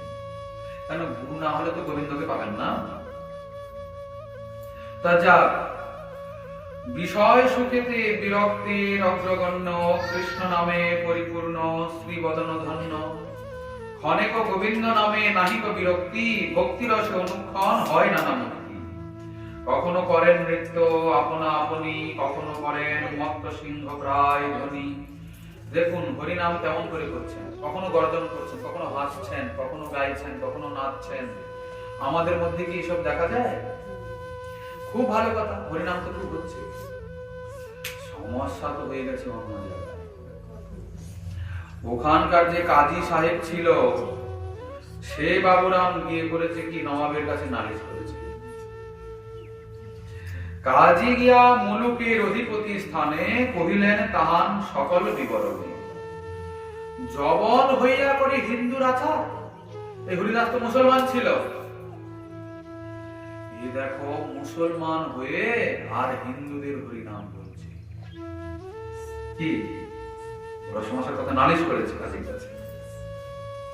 ভালো মতে তাহে আনি করহ বিচার। জনাব হরিদাসকে ডেকে আনুন এখানে, দিয়ে ভালো করে শাস্তি করুন। একদম ভালো কথা না, মুসলমান হয়ে কেন হিন্দুদের নাম করবে? পাপীর বচন শুনি সেহ পাপমতি, কে নবাব পাপমতি, এই পাপীটা এই কথা বললো। ধরি আনাইল তানে অতি শীঘ্র গতি, হরিদাস ঠাকুরকে ধরে আনা হলো। কৃষ্ণের প্রসাদে হরিদাস মহাশয় যবনের কি দায়, কালেরও নাহি হয়। কিছু বুঝতে পারলেন? যারা ভজনশীল, যারা কৃষ্ণচরণে সমর্পিত, বলছেন এই যবনে মুসলমান, এদের আবার কিসের ভয়? মৃত্যুকেও তারা ভয় পায় না। ভয় কেন পেতে হবে? তারা সংসারে কাউকেই ভয় পায় না, কেননা তারা জগন্নাথের দাস। যে ভজে যাকে রাখে অনন্ত, তার কিবা করে বলবন্ত। কি যাকে অনন্ত রাখে, সারা জগতের নাথ রাখে, তাকে জগতের যত বড়ই শক্তিমান হোক না কেন, তার কি বাল ভাঙা করবে? বুঝতে পেরেছেন কথাটা? যতক্ষণ না আপনারা নিশ্চিন্ত হচ্ছেন হরিভজন করতে করতেও, ততক্ষণ মনে করবেন এখনো কৃষ্ণচরণে আমার সমর্পণ ঠিক মতো হয়নি। যদি ঠিক ঠিক সমর্পণ হওয়া যায়, তাহলে মৃত্যু কি জিনিস?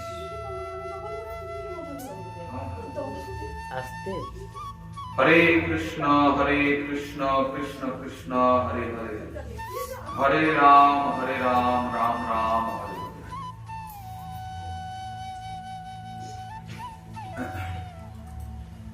মৃত্যু তো দূরের কথা, কাউকেই তারা ভয় পান। আর মৃত্যুকে ভয় পেতে হবে কেন আপনারাই বলুন? আপনি ভয় পান আর আনন্দ পান, মৃত্যু তো হবেই। মৃত্যু হবে না? ভয় পেলে কি মরবেন না? মৃত্যুকে ভয় পেলে মরবেন না? মৃত্যু তো যে কোনো পরিস্থিতিতে হবেই হবে। মৃত্যু হলে জগতে ধ্রুব সত্য, তাকে ভয় পেতে হবে কেন? কিন্তু অনেকের মৃত্যু হয় আছে কিনা? লোকের ঘরে কে মারা গেছে, আজ শুনেই বাবার এই ছাতি দুঃখ দুঃখ দুঃখ দুঃখ করছে, বলে আর এই রাস্তা দিয়ে যাবো না।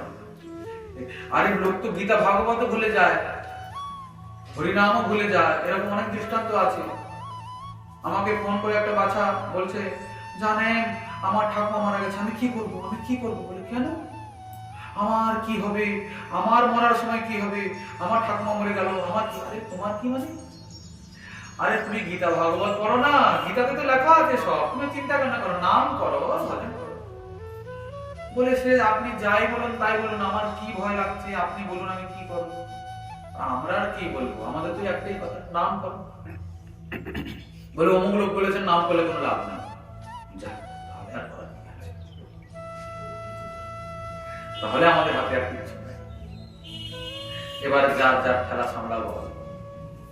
কিন্তু কৃষ্ণ চরণে যদি কেউ ঠিক ঠিক আশ্রয় নেয়, শ্রী রামায়ণে, বাল্মীকি রামায়ণে ভগবান রামচন্দ্র বলেছেন, অভয়ং সর্বদা তস্মৈ দদামি তৎব্রতং মম।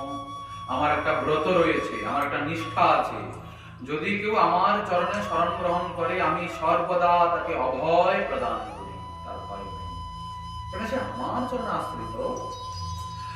এবার বলবেন যে কেন, যারা আপনার চরণে আশ্রিত নয় তারাও তো আপনারই, ঠিক কিনা? জগতে সবাই তো কৃষ্ণের দাস, কেউ ভক্তি করছে কেউ করছে না।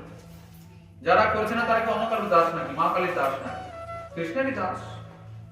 তবে যারা করছে না তাদের ভয় আছে। গীতাতে বলেছেন, সমোহং সর্বভূতেষু ন মে দ্বেষ্যস্তি ন প্রিয়। আমি সবার প্রতি সমান, কেউ আমার প্রিয়ও নয়, কেউ অপ্রিয়ও নয়, কেউ আমার শত্রুও নয়, কেউ মিত্রও নয়, কেননা সকলেই আমার সন্তান। কিন্তু যে ভজন্তি তু মাং ভক্ত্যা ময়ি তীর্থেষু চাপ্যহম, যদি কেউ আমার ভজন করে তাহলে আমি তার হয়ে যাই আর সে আমার হয়ে যায়। চণ্ডালেও যদি মহার শরণ লয়, সেহ মোর মুই তার জানিহ নিশ্চয়। যদি কাউকে গোবিন্দ তার নিজের করে নেন, তাহলে কার ক্ষমতা আছে তার উপর অধিকার ফলাবে? কি যদি গোবিন্দ কাউকে নিজের করে স্বীকার করে নেন, এই আমার ক্ষমতা আছে? দুর্বাসা ঋষি জটার চুলটা ছিঁড়ে অম্বরীশকে মারার জন্য একটা মহা রাক্ষসীকে প্রকট করল। সুদর্শন চক্র রাক্ষসীকে তো মারলই, এবার দুর্বাসার পেছনে পড়েছে হাত ধরে। দুর্বাসা যেদিকে যায় সুদর্শন চক্র পেছনে পেছনে দৌড়ায় দুর্বাসাকে মারবে। কারণ ভক্ত অপরাধ করেছে, ভক্তকে কষ্ট দিয়েছে, কোন প্রকারে ছাড়া যাবে না। চৈতন্য ভাগবতে শ্রীমান মহাপ্রভু বলছেন, ভক্তের দ্রোহ মুই সহিতে না পারো, পুত্র যদি হয় মোর তথাপি সংহার। আমার যে সেবক, আমার যে ভক্ত, যে আমার নিজজন, যদি কেউ তার প্রতি বিদ্রোহ করে, তাকে কষ্ট দেয়, সে যদি আমার সন্তান হয়, নিজের পুত্র হয়, তাহলেও আমি তাকে কেটে দেব, কোনো সন্দেহ নেই। সুলোপানি সম যদি ভক্ত নিন্দা করে, ভাগবত প্রমাণ তথাপি শীঘ্র মরে। সুলোপানি মানে কি? মহাদেব শিব। সেও যদি ভক্তকে কষ্ট দেয়, বলে তারও প্রমাণ আছে, সেও রক্ষা পাবে না। তস্মাৎ ভারত সর্বাত্মা ভগবান ঈশ্বর হরি, শ্রোতব্য কীর্তিতব্যশ্চ স্মেচ্ছতা ভয়ম। যদি কেউ সেই ভগবান ঈশ্বর হরিচরণে আশ্রিত হয়, শরণাগত হয়, তার নাম গুণ রূপ লীলার কথা শ্রবণ কীর্তন করে, তাহলে স্মেচ্ছতা অভয়ম, মৃত্যু নামক ভয় থেকে সে মুক্ত হয়। কি বলেছেন? আচ্ছা, ভগবানের চরণে শরণ কে কে নিতে পারবে? বলে আমরা তো নিচু জাত না, আমরা পারি না নিতে। অনেকে বলে, হ্যাঁ তুমি কোন জাতের লোক, তোমার তো ঠাকুর সেবা করা যাবে না, তুমি শূদ্র, নিচু জাত। এরকম কোন নিয়ম আছে শাস্ত্রে? কোন শাস্ত্রের নিয়ম নেই। যেই ভজে সেই বড় অভক্তহীন ছাড়, কৃষ্ণ ভজনে নাহি জাতি কুলাদি বিচার। কৃষ্ণ ভজনে কোনো জাতিকুল বিচার নেই। উত্তম কুলেতে জন্মি শ্রীকৃষ্ণে না ভজে, যারা যাদের উত্তম কুলে জন্ম হয়েছে, উপরের কুলে, কিন্তু কৃষ্ণ ভজন করে না, কুলে তার কি করিবে, নরকেতে মজে। এই চৈতন্য ভাগবতে লেখা আছে। বাবা, আমাদের মুখের কথা নয়, আপনারা খারাপ ভাবতেন না। হয়তো আপনাদের কষ্ট লাগছে শুনতে কথাটা, কিন্তু আমাদের কথা। উত্তম কুলেতে জন্ম হয়েও যদি কৃষ্ণ ভজন না করে, বলছেন তাহলে তার কুল ধুয়ে খাবে নাকি? আমি ব্রাহ্মণ, আমি বৈষ্ণব, কি ব্রাহ্মণ বৈষ্ণব ধুয়ে খাবে? বলছেন না। কুলে তার কি করিবে, নরকেতে মজে। আর অধম কুলেতে যদি কৃষ্ণ ভক্ত হয়, অধম কুলেতে মানে নিচ কুলে যদি কৃষ্ণ ভক্ত হয়, তথাপি সেই সে পূজ্য, জানিহ নিশ্চয়, সে সবার পূজ্য। সবাইকে তার পূজা করতে হবে। যখন সেই ভক্ত মহানুভব সাধন ভজন করে, সাধনে সিদ্ধি লাভ করে, ভগবত কৃপায় ভগবত ধাম প্রাপ্ত হয়, তখন দেবলোক দিয়ে ভগবত ধামে গমন করে। দেবতারা বরণডালা সাজিয়ে রাখে, বলে দেখো এই সাধারণ মানব নিজ কুলে তার উৎপত্তি হয়েছিল, কি সাধন ভজন করলো, সে হরিদাস পদবী লাভ করে গোবিন্দের ধাম প্রাপ্ত হয়ে গেল, চিরকালের মতো গোবিন্দ চরণকে পেয়ে গেল। আর আমি দেবত্বের অভিমানে গোবিন্দকে বুঝতে পারলাম না। হা বিধাতা, আবার যদি আমার জন্ম হয়, তাহলে আমাকে মনুষ্য কুলে জন্ম দিও, আমাকে চণ্ডাল করে দাও, আমাকে অতি নীচ করে দাও, যেন আমাকে মনুষ্য দেহ দাও। না হলে মনুষ্য দেহ না হলে তো হরিভজন হবে না। কি বুঝেছেন? কেননা দিনের অধিক দয়া করেন ভগবান, কুলীন পণ্ডিত জ্ঞানীর বড় অভিমান, দিনহীন না হলে গোবিন্দ কৃপা করেন না, ওনার হৃদয় বিগলিত হয় না। অভিমানম সুরাপানম, একটা উচ্চকুলি আমার জন্ম হচ্ছে, অভিমান আছে না? হ্যাঁ, আমার কি দরকার, আমার কইতেতেই সব হয়ে যায়, তুলসী মাটন নিতে হয় না। বৈষ্ণবেরা বলে আমরা বৈষ্ণব জাত বৈষ্ণব, তোমরা দুদিনের কথা থেকে বষ্টম হয়েছে, বেশি বড় বড় কথা। আমাদের স্বাদ করবো, আমাদের সব চলে। আমরা বিড়িও খেতে পারি, চাও খেতে পারি, আমরা মদও খেতে পারি, সব খেতে পারি, তারপর হরে কৃষ্ণ বলতে পারি। হ্যাঁ, কৃষ্ণকে আমরা কিনে নিয়েছি, কি মনে করি? এরকম কোনো ব্যাপার কোনো শাস্ত্রে লেখা নেই। আপনাদের খারাপ লাগছে নাকি? খারাপ লাগলেও সত্য কথা। কেননা ভগবান তো ভাবে সন্তুষ্ট হন, ভক্তিতে সন্তুষ্ট হন। ভক্তি বিনা কৃষ্ণে কভু নহে প্রেমোদয়, প্রেম বিনা কৃষ্ণ প্রাপ্তি অন্য হইতে নয়। ভক্তি পরম স্বতন্ত্র। ভক্তি কোন যোগ্যতা থেকে আসেন না। ভক্তি মানুষ পশু পক্ষী থেকে আসেন না। এই তো হরিদাস ঠাকুর জবন কুল উৎপন্ন হয়েছে। ওরে মন কি করে বরণ কুল, যে কুলে কেন জন্ম হোক না, কেবল ভক্তি মূল। যে কুলে জন্ম হোক না কেন, যদি ভক্তি থাকে তাহলে গোবিন্দ আপনার, কোনো সন্দেহ নেই। কপিকুলে ধন্য বীর হনুমান, শ্রীরাম ভকত রাজ, রাক্ষস হইয়া বিভীষণ বহিষে, ঈশ্বর সভার মাঝ। হনুমান কি বানর জাতি? হনুমান কি মানুষ ছিল নাকি? ব্রাহ্মণ ছিল? বানর তো, নাম তার হনুমান, জাতিটা কি বানর, পশু। কিন্তু দেখুন শ্রী রামচন্দ্রের কত প্রিয় পাত্র, কি জানেন কিনা আপনারা? এসব তো আপনারা সবাই জানেন। বিভীষণ কোন কুলের ছিল? রাক্ষস কুলের। কিন্তু রামচন্দ্রের সভাকে আলো করে বসে আছে বিভীষণ, ঠিক কিনা? দৈত্যের ঔরসে প্রহ্লাদ জনমে, ভুবনে রাখিল যশ। স্ফটিক স্তম্ভেতে প্রকট নৃহরি, হইলা যাহার বশ। ভগবান নরসিংহ কেন অবতীর্ণ হলেন? ভক্ত প্রহ্লাদকে করুণা করার জন্য তো, ভক্তের মুখের বাণীকে সত্য করার জন্য তো। প্রহ্লাদের প্রতি তার কত করুণা। নরসিংহ জীবনে কোনোদিন শোনা যায়নি। একটা লোক হাফ মানুষ আর হাফ পশু, হাফ সিংহ আর হাফ মানুষ, কি করে হয় নরসিংহ? কিন্তু ভগবান ভক্তের জন্য কি না করেন, কি না বলেন। ভক্তির লাগিয়া, ভক্তের জন্য তিনি মৎস্য হচ্ছেন, কূর্ম হচ্ছেন, তিনি হয়গ্রীব হচ্ছেন, হংস হচ্ছেন, বানর কি বলে আপনার এই নরসিংহ হচ্ছেন না? সবই তো ভক্তকে কৃপা করার জন্য, ভক্তকে আনন্দ দেওয়ার জন্য। ভক্তগণে সুখ দিতে প্রভুর অবতার, যাহা যথা যোগ্য তাহা তেমন করেন ব্যবহার। সব ভক্তকে সুখী বানানোর জন্য। হিরণ্যকশিপুকে মারাটা ওনার আসল কাজ না, আসল কাজ প্রহ্লাদকে সুখী করা। দৈত্যের ঔরসে প্রহ্লাদ জনমে, ভুবনে রাখিল যশ। প্রহ্লাদের কি জাত ছিল? দৈত্য পুরীর। কি চণ্ডাল হইয়া মিতালি করিল গুহক চণ্ডাল বর। বলো না কি কুল বিদুরের ছিল, খাইল যাহার ঘর। বিদুরের নাম শুনেছেন? নাম শুনেছেন বিদুরের? বিদুর তো দাসী পুত্র। কলার ছিলকে খাননি ওখানে গোবিন্দ গিয়ে? খেয়েছেন তো? সাধুরা বলেন, শুনেছি।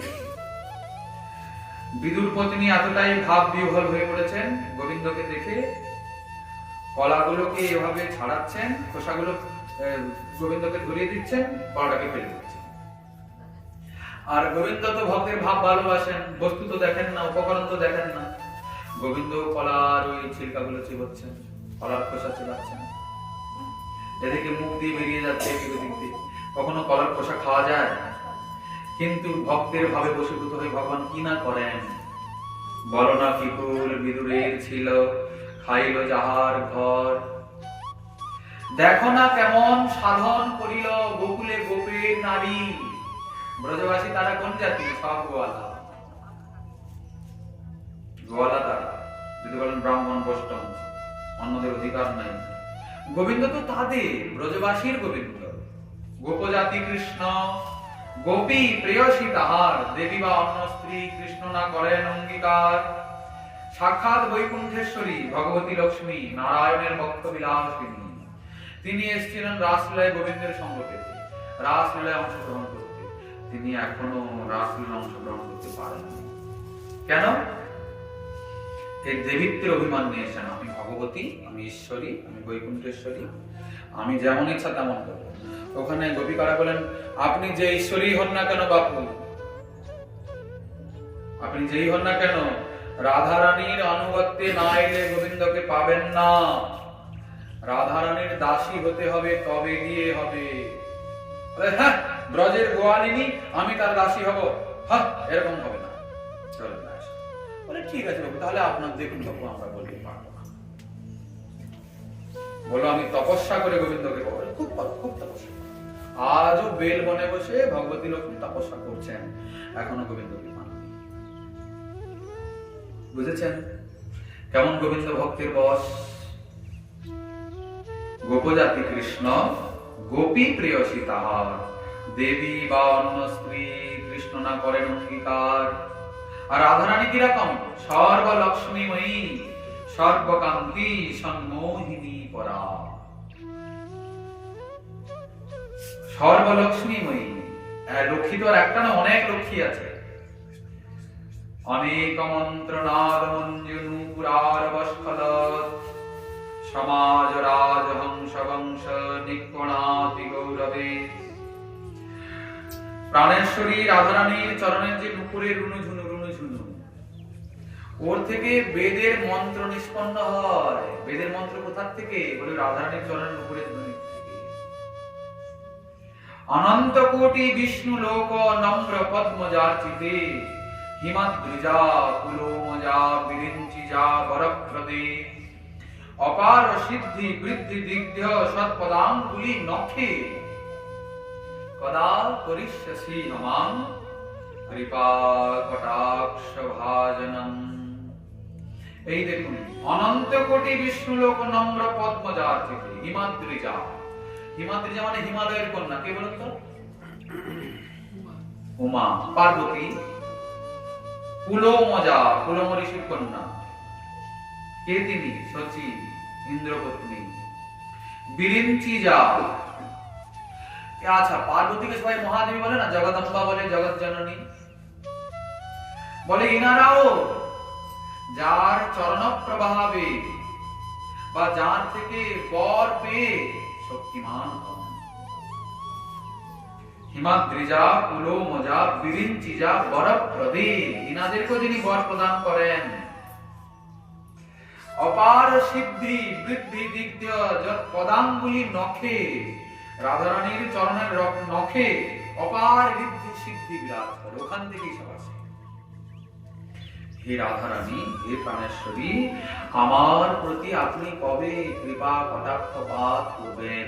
আমার সে সৌভাগ্য কবে হবে? দেখছেন তো রহস্য কোথায়? সাধু সঙ্গ না হলে তো বোঝা যাবে না। তো যাক সে কথা। দেখো না কেমন সাধন করিল গোকুলে গোপীর নারী। আচ্ছা, গীতাতে তিনি বলেছেন না, যে যথা মাম প্রপদ্যন্তে তাং তথৈব ভজাম্যহম, যে আমার যেমন ভজন করে আমি তাকে তেমন কৃপা করি। আপনারা গীতাতে পড়েন? কেউ পড়েন? পড়েন? প্রতিদিন কমসে কম একটি করে অধ্যায় গীতা পাঠ করা দরকার আছে। কিসের জন্য করবেন? গীতা পাঠ করলে ঘরে টাকা পয়সা অভাব থাকবে না, এটা না? লোকে বলে মানি ব্যাগে গীতা রাখতে হবে, তারপরে ঘরে লাল কাপড়ে বেঁধে রেখে দিতে হবে, না পড়লেও একদম জল ছিটিয়ে দিলেই আর ঘরে টাকার অভাব থাকবে না। এগুলো কিন্তু কথা নয়। টাকা নিয়ে কি করবেন? সব একদিন ফাঁকা হয়ে যাবে। লোক মানি ব্যাগ তো মানি ব্যাগ, ওইখানে যে মানি ব্যাগ থাকে না ছেলেদের, ওখানেও গীতা রাখে। দেখুন তো হিত করতে গিয়ে কত বিপরীত হচ্ছে। গীতা তো সাক্ষাৎ শ্রী ভগবানের শ্রীমুখের বাণী, তাকে আপনি কোথায় রাখছেন? টাকার লালস। অপরাধ হচ্ছে না? ও তো এক কামাতে গিয়ে 1000 ব্যাগ হয়ে যাচ্ছে, শূন্য অপরাধ ধরে চাচ্ছে। গীতা পাঠের ফলে সব নয়, নিজেকে উপলব্ধি করা, আত্মকল্যাণ করা, প্রতিদিন একটি করে অধ্যায় গীতা পাঠ করা। তো যা আছে সে কথা। গোবিন্দ বলছেন, যে আমার যেমন ভজন করে আমি তাকে তেমন কৃপা করি। কি বুঝেছেন? ভালো কথা। তাহলে ব্রজবাসীরা গোবিন্দকে ভজন করে, তিনি কৃপা করে দেবেন না হয়, কিন্তু বশীভূত হয়ে গেছেন কেন ওখানে? ব্রজবাসীদের কাছে উনি বশীভূত নন, ব্রজবাসীরা তাকে নাচায় নিজের মনের মতো করে, তিনিও নাচেন। ভগবান সর্বদা প্রেমের বশ, প্রেমের দ্বারা বশীভূত। যদ্যপি কোন সাধনায় তাকে বশ করা যায় না, কোন বস্তুর বিনিময়ে তাকে বশীভূত করা যায় না, কেবলমাত্র প্রেম ছাড়া। আর ব্রজবাসীরা হলো সাক্ষাৎ প্রেম। ভগবানের বহু বহু স্বরূপ রয়েছে, সব স্বরূপেরই পার্শ্বদ রয়েছে, পরিকর রয়েছে। তার মধ্যে সর্বশ্রেষ্ঠ স্বরূপ হচ্ছে ব্রজেন্দ্র নন্দন শ্রীকৃষ্ণ। উনি স্বয়ং ভগবান, আর ওনার যারা পরিকর তারা হলো ব্রজবাসী। ওনাদের কাছে উনি সম্পূর্ণ বশীভূত, কেননা ওখানে প্রেম ও চরম সীমায়। ওনাদের মতো কেউ গোবিন্দকে ভালোবাসতে পারবে না। এই জন্য ভাগবতে তিনি বলেছেন, ন পারয়েহং নিরবধ্য সংগ্রাম, হে গোপীগণ, আমি তোমাদের ঋণ শোধ করতে পারলাম না, পারবো না। ভগবান অনন্ত সম্পত্তির অধিকারী, চতুষ্পাদ বিভূতির একছত্র অধিপতি, সাধারণ ব্রজবালিকাদের নাকি তিনি ঋণ শোধ করতে পারবেন না। এটা কেমন কথা? আপনার সম্পত্তি নেই, টাকা পয়সা নেই, বলি কি কথা? সারা দুনিয়া তো আপনার, অনন্ত কোটি ব্রহ্মাণ্ড, অনন্ত বৈকুণ্ঠ জগতে যা কিছু সবই তো আপনারই। তো ব্রজবাসীরা এমন কি ভজন করলো, এমন কি সেবা আপন করলো, আপনি এত কিছুর মালিক হয়ে তার ঋণ শোধ করতে পারবেন না? বলেন না, প্রেমের ঋণ কখনো শোধ করাই যায় না। কি ভালোবাসার প্রতিদান দেওয়া যাবে? ভগবান কি করে দেবেন? আর আমাদের এখানকার ভালোবাসা ও ভালোবাসার মধ্যে বহু পার্থক্য আছে। এই জগতে প্রেম হয় না, এই জগতে সবই স্বার্থ। স্বার্থ করে গেলে সব প্রেমও বেরিয়ে চলে যায়। হয় কি হয় না? এখন আপনার রূপ আছে বলে, সুন্দর দেখতে বলে ভালোবাসি, আস্তে আস্তে করে যখন রূপটা বিরূপ হবে তখন ভালোবাসা থাকবে? আপনারা দেখবেন, বাবু আপনি নিজেরা বিচার করে দেখবেন, আমরা কি হয়ে যাবো এই সবাই জানেন আপনারা। ও রাজ্যে এরকম নয়, ভগবান কাউকে রূপ দেখে ভালোবাসেন না, আর খারাপ রূপ হলেও গোবিন্দকে পাওয়া ভজন করা যায় না, এরকম কোনো কথা শাস্ত্রে নেই। যে যেমনই হোক না কেন, কেন ভগবান তো দেখেন অন্তরটাকে, ভগবান তো রূপ দেখেন না। চড়ি গোপী মনোরথে মনমথের মনমথে, নাম ধরে মদন মোহন, যিনি পঞ্চ শরদর্প স্বয়ং নবকন্দর্প, রাস করে লইয়া গোপীগণ। কিরকম রাস হচ্ছে না? চড়ি গোপী মনোরথে, গোপীগণের মন রূপী রথে চড়ে রাস হচ্ছে, দেহটাকে নিয়ে নয়।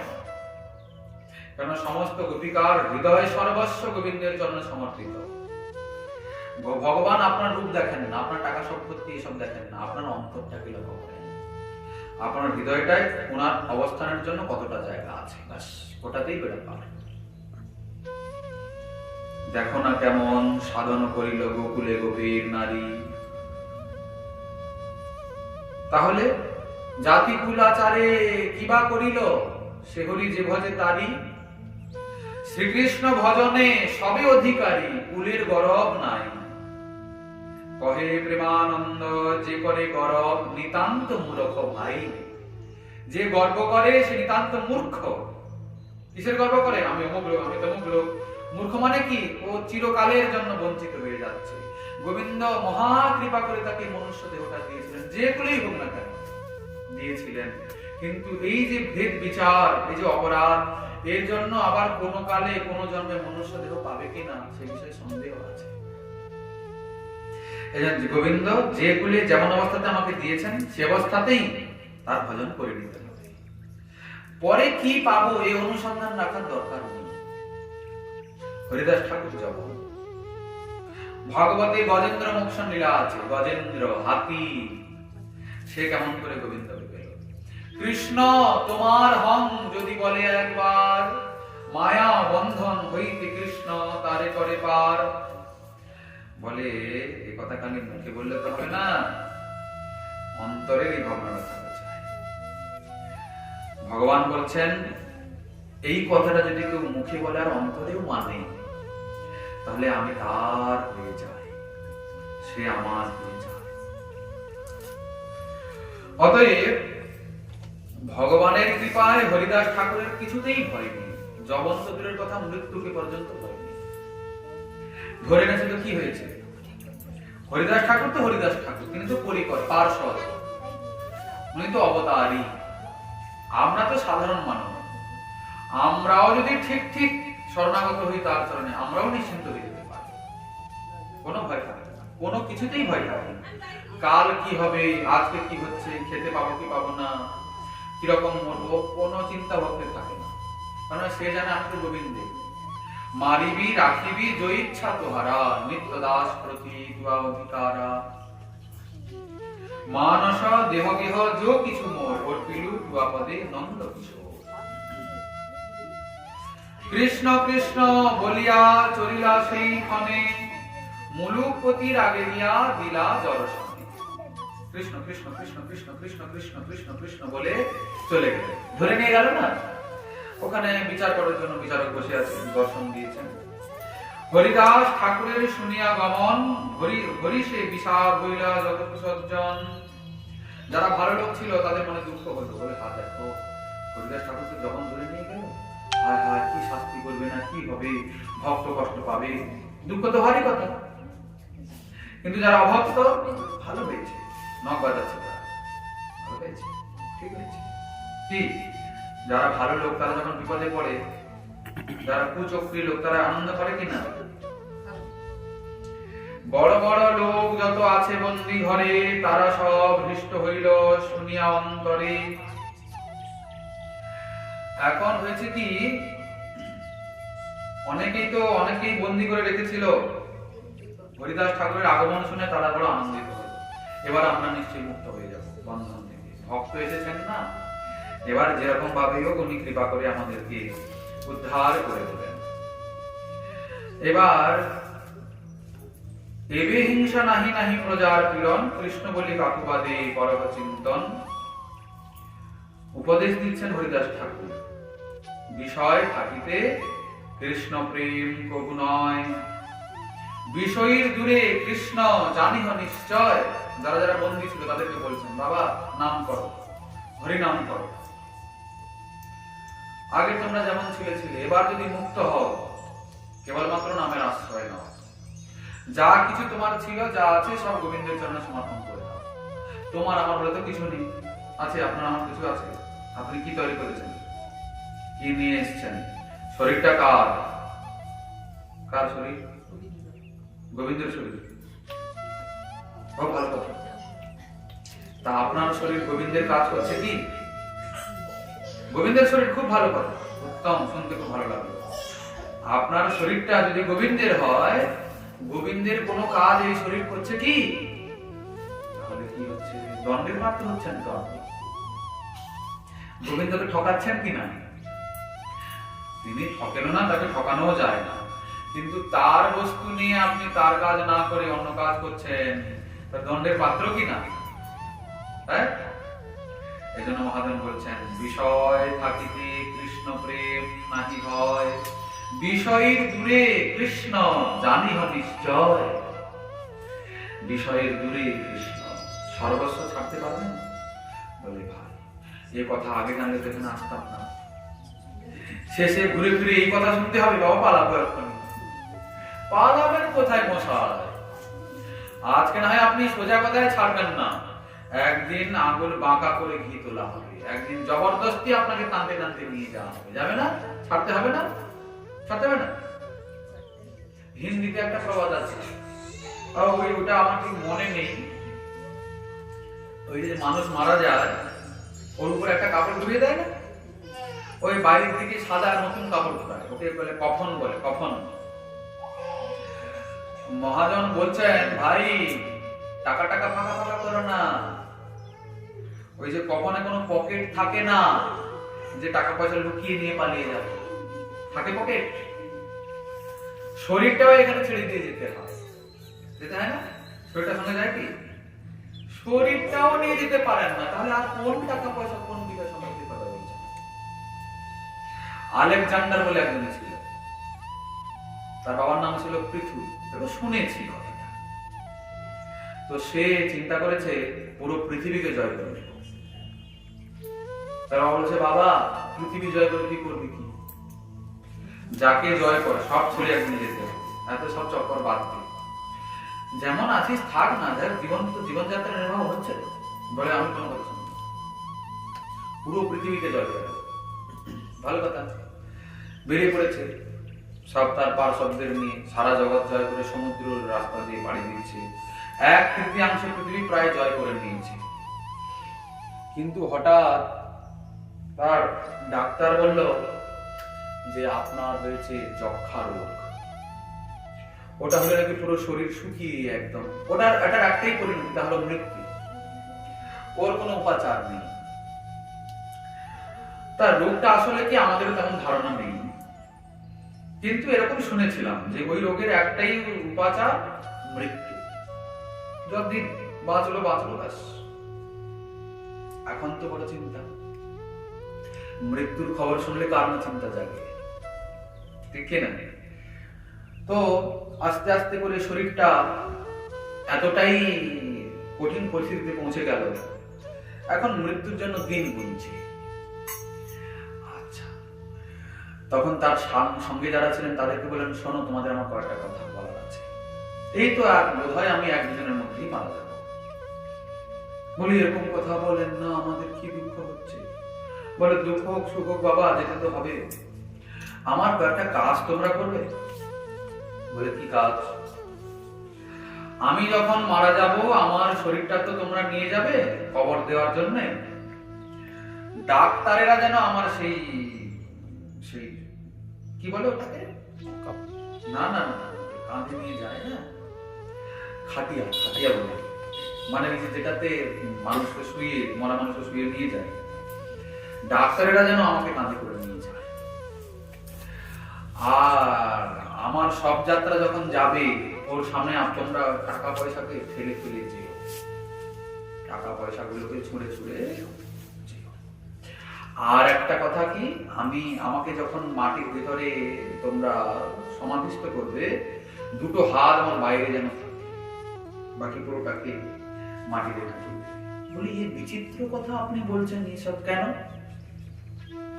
বলে, কারণ হলো এই সারা জগতে লোক ডাক্তারকে ভগবান মনে করে না অনেক লোকে। বলে, আমি অনেক বড় লোক, অনেক টাকা পয়সা ধন সম্পত্তি আমার ছিল, আমি ডাক্তারের আশ্রয় নিয়েছিলাম, কিন্তু সেই ডাক্তারও আমাকে বাঁচাতে পারেনি। বুঝতে পারলেন? ডাক্তাররা বলে না, যখন তাদের হাতের বাইরে চলে যায়, ভগবানের ইচ্ছা, এখন ভগবানকে ডাকুন। আবার টাকা কেন গুনবো? বলে, টাকা মানুষের কোটি কোটি কোটি কোটি আছে, কিন্তু টাকা কারোর প্রাণকে বাঁচাতে পারে না। আমি মরার আগে সন্দেশ জগৎকে দিয়ে যেতে চাই যে টাকার অবস্থা দেখো, টাকা রাস্তায় লুটাচ্ছে, প্রাণ অন্য কেউ কেড়ে নিয়ে গেছে। টাকার কি কোনো অভাব ছিল? টাকা কোনোদিন কারো প্রাণ বাঁচাতে পারে না। হোক, তা বুঝলাম, 2 হাত বাইরে বের করে রাখবে। তখন বলছে, শোনো, একট্ঠে কর জামাকে ঘর, সবই মুলকো কে মালিক थे, सिकंदर जब गया दुनिया से, तब दोनों हाथ खाली थे। 2 হাত খালি করে আমি এসেছিলাম, 2 হাত খালি করেই যাচ্ছি। এই সংবাদ জগৎকে দিয়ে যেতে চাই। হাতটা বাইরে বের করে খুলে রেখে, কি 2 হাত খালি রেখে এসেছিলাম, তো 2 হাত খালি করে যাচ্ছি। সারা জগৎ দেখুক, শুনুক, বুঝুক, কেন দৌড়াদৌড়ি, কেন টানাটানি, কেন আমার কেন আমার কেন আমার সবই তো খালি করে দিতে হবে। শরীরটাও তো একটু থাকবে। কোথায় 4 করা জায়গা এদিক ওদিক করছে, মারপিট খুনাখুনি করছে, তাকে কি হয় না? প্রতি ঘরে সবার চিন্তা, আমার জায়গাটা মেনে নেই, আমার জায়গাটা মেনে নেই। আরে মেনে নিয়ে এসে পালাবে, জায়গায় জায়গা পড়ে যাবে, মানুষ পালাবে না। ধরিত্রী দেবীও হাসেন, কিরকম হাসেন বলে, দেখো তোমরা কত মূর্খ, হ্যাঁ, তোমাদের নিজেদেরই কোনো ঠিক ঠিকানা নাই, আমাকে নিয়ে তোমরা টানাটানি করছো, আমাকে নিয়ে তোমরা খুনাখুনি রক্তারক্তি করছো, কেন রে বাবা? হ্যাঁ, আমাকে কোথায় নিয়ে যাবে? আমি তো যেখানে থাকবো সেখানেই তো আছি, আমাকে কেউ কোথাও নিয়ে যেতে পারবে কি? এই জায়গাটা কালকে অন্য লোকে ছিল, আজকে আপনার হয়ে গেছে। কিসে? কাগজ কলমে। জায়গার জায়গাতেই আছে নাকি? খালি আপনি কাগজের কটা টাকা দিয়েছেন, কাগজ একটা নিয়ে নিয়েছেন, কালকে সে ভক্ত এটা আমার, আজকে আপনার না, আর কি আছে? ও আমার হোক আর আপনার হোক, ও সব ছাড়াতে আপনাকে পালাতে হবে, আমাকে পালাতে হবে, এটাই তো দুনিয়ার নিয়ম। বিষয়ে আবিষ্ট মন বড়ই জঞ্জাল, স্ত্রী পুত্র মায়াজাল এইসব কাল, দৈবে কোনো ভাগ্যবান সাধু সঙ্গ পায়, বিষয় আবেশ ছাড়ি কৃষ্ণের ভজন। বিষয়ে আবেশিত চিত্তানাং হরের ভক্তি না যায়তে, হবে না। বিষয়ে চিত্ত আবিষ্ট থাকলে হরি ভক্তি হবে না। গৌরাঙ্গ বলিতে হবে পুলক শরীর,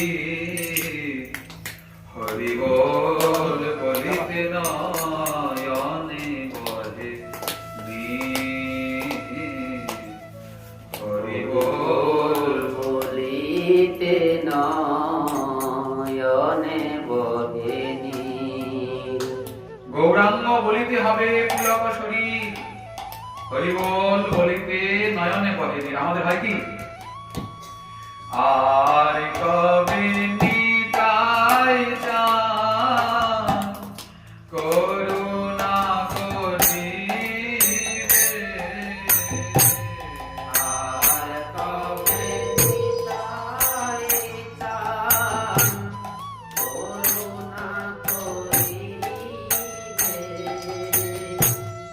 আর কবে নিতাই চান করুণা করিবে, আর কবে নিতাই চান নিতাই চান কবে করুণা করবে? কৃপা করলে কি হয়? সংসার বাসনা কবে তুচ্ছ হবে, সংসার বাসনা কবে তুচ্ছ হবে। কি অদ্ভুত কথা বলছে। সংসার বাসনা মোর কবে তুচ্ছ হবে? তুচ্ছ মানে বোঝেন? তুচ্ছ মানে যার কোনো পরোয়া করা হয় না। কি ধরো না, আমি একটা লোককে ভালোবাসি না, সে এলো কি না এলো আমার কি যায় আসে? এলেও আমার আনন্দ নাই, না এলেও দুঃখ নাই, তাকে বলে তুচ্ছ করা হচ্ছে। বলে কেন ভালো কি না, তুচ্ছ মচ্ছ জ্ঞান করা। নিতাই চাঁদের করুণা হলে সংসার বাসনা তুচ্ছ হয়ে যাবে। সংসারকে তুচ্ছ মনে না করতে পারলে গোবিন্দকে আপন করা যাবে না। বিষয় ছাড়িয়া কবে শুদ্ধ হবে মন, বিষয় ছাড়লে তবে গিয়ে মন শুদ্ধ হবে। আচ্ছা, অশুদ্ধ মানে গোবিন্দ ভজন হবে কি? মন শুদ্ধ হতে হবে। মন অশুদ্ধ কেন? বলে বিষয় আসক্তির কারণে, বাসনার কারণে। বিষয় ছাড়িয়া কবে শুদ্ধ হবে মন, বিষয় ছাড়িয়া কবে শুদ্ধ হবে মন। কবে হাম হেরা বসে, কবে হাম হেরা বসে, মধুর বৃন্দাবন, মধুর বৃন্দাবন। মন শুদ্ধ হলে বৃন্দাবনে যেতে হবে না, আপনি যেখানে আছেন ওখানেই অন্তরে বৃন্দাবন প্রকাশ হয়ে যাবে। হ্যাঁ, চিত্ত যদি পবিত্র হয়ে যায়। গোস্বামী পাদ বলেছেন যে দিনরাত বৃন্দাবনে বাস করতে হবে, কিন্তু যারা শরীরে বৃন্দাবনে বাস করতে পারবে না তারা কি করবে? বলে তারা চিন্তার মাধ্যমে যেন ব্রজে বাস করে। বৃন্দাবনে বাস না করলে যুগল কিশোরের ভজন করা যাবে না। উর্জাত বাসন ব্রজে সদা। আমি তো পারছি না বাবু, কি করব? বলে এখানেই থাকুন, এখানেই আমি বৃন্দাবনে আছি মনে করতে। মন তো চায় না মনে করতে বৃন্দাবনে আছি, মন মনে করতে চক্রবর্তী আছি, প্রতাপ দিকে আছি। পশ্চিমবঙ্গে আছে। কেন চাচ্ছে না? বলে মন পবিত্র নয় বলে। বিষয় ছাড়িয়া কবে শুদ্ধ হবে মন, কবে হাম এরব সেই মধুর বৃন্দাবন। মন পবিত্র হলে আপনি যেখানে থাকুন না কেন, বৃন্দাবন আপনার অন্তরে প্রকাশ হবে। রূপ রঘুনাথ বলি হইবে আকুতি। রূপ রঘুনাথ বলি হইবে আকুতি।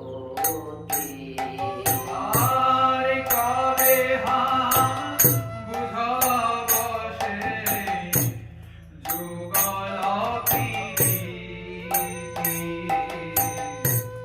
যুগল প্রীতি। আর কবে হাম বুঝব সে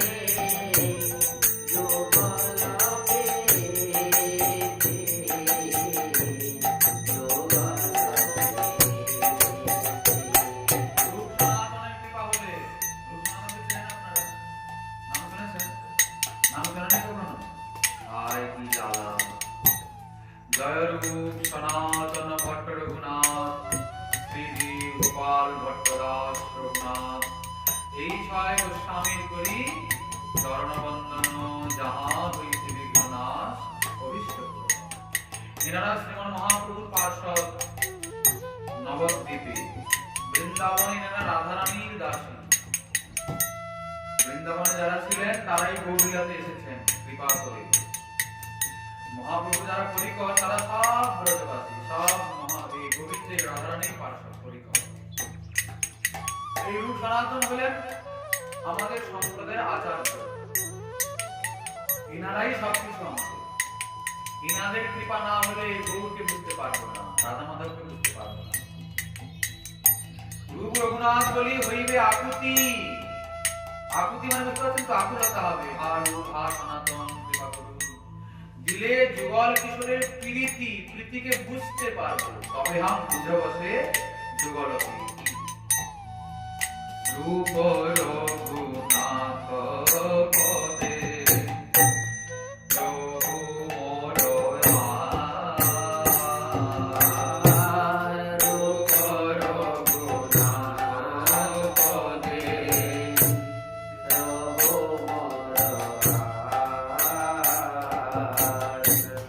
প্রার্থনা করে সদা,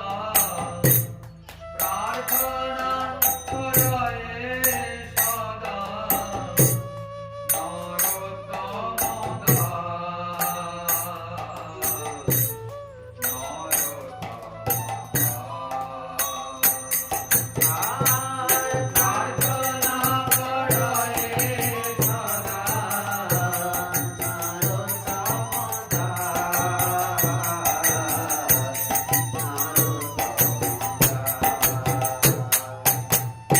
আমরা তো রূপ সনাতন তত্ত্ব আরম্ভ করেছি, কিন্তু আমরা বুঝতে পারি না। যাতে সহজে কৃষ্ণ উন্মুখ হওয়া যায় সেই আলোচনায় আমাদের চলছে। রূপ সনাতনের শ্রীমন মহাপ্রভু রাধা মাধবের আলোচনা অতি কঠিন। আগে মতিটা তৈরি হোক, আস্তে আস্তে করে ওগুলো শুনবো, বুঝবো, বুঝতে তো হবে। এখন সমস্যা কি জানেন তো? কোনো জানা নাই, শোনা নাই, যেখানে সেখানে গিয়ে আমরা গান ফুটিয়ে নিচ্ছি দীক্ষার নামে। ওই করে ভক্তি জীবন তো কোনোদিন তৈরি হবেই না, বরং আরো বিপদগামী হচ্ছি আমরা। আপনারা না হয় অনেকে দীক্ষা নিয়েছেন, অনেকে আছেন দীক্ষিত। আপনারা গুরু মন্ত্র জপ করেন, গৌর মন্ত্রে দীক্ষা হয়েছে, গৌর মন্ত্র জপ করেন, নিতাইয়ের মন্ত্র জপ করেন, রাধা মন্ত্র জপ করেন, গায়ত্রী জপ করেন, কৃষ্ণ গায়ত্রী মন্ত্র জপ করেন। বলি এগুলো কি জিনিস? শুনিনি তো, জানি তো। দীক্ষার সময় তো গুরুদেব আপনার ইষ্ট দেবতার মন্ত্র গায়ত্রী দেবেন কানে, তাই তো দীক্ষা। সেগুলো তো প্রতিদিন জপ করতে হবে। কেউ ত্রিকাল সন্ধ্যা করে, কেউ একবার করে, কেউ দুবার করে। মন্ত্র গায়ত্রী জপ করতে হবে। কেউ 1008 বার করে, কেউ 108 বার করে, কেউ 10 বার করে, যার যেরকম সামর্থ্য। মন্ত্র গায়ত্রী জপ করতে হবে তো, করতে হবে না? না করলে কিরকম হবে? কিন্তু এখন আমরা অনেকেই আছি যারা গুরুদেব কি মন্ত্র দিয়েছে আমরা জানি না, মনে নেই, বলে শুনতে পাইনি গুরুদেব কি বলে দিয়েছেন, শুনতে পাইনি। এরকম অনেকে এই চাদর না গামছাটা ঘুরিয়ে দিয়ে কানে ফুসফাস করে দিল গুরুদেব, কিছুই শুনতে পাইনি। গুরুদেব বলেছেন ঠিক আছে যা যা পারবি কর, যেরকম চাকরি থাক, যা আত্মা যাতে তা খা, সন্ধ্যাবেলা একটু হরে কৃষ্ণ বলে ঘুমিয়ে যা।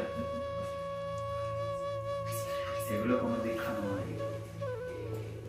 এভাবে ভক্তি জীবন কোনোদিন তৈরি হবে না। দীক্ষাটা আগে বড় বিষয় নয়, আগে বড় বিষয় হলো বুঝা। বুঝুন কোথায় দীক্ষা নিতে হয়। গুরু তো এখন অভাব নেই, প্রচুর গুরু, শিষ্যের অভাব হয়ে পড়েছে। ঠিক না ভুল বলছি? এখন ঘরে ঘরে গুরু, রাস্তাঘাটে গুরু, হাটে বাজারে গুরু। কি বাবা দীক্ষা নেবে নাকি? ঠিক আছে, কালকে চলে আসবে তোমার বাড়ি, চিন্তা নেই।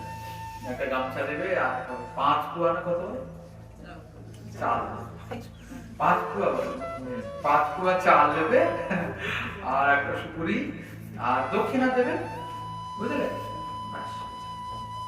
বাবা তুমি আসবেন একটু সেবা দেবা।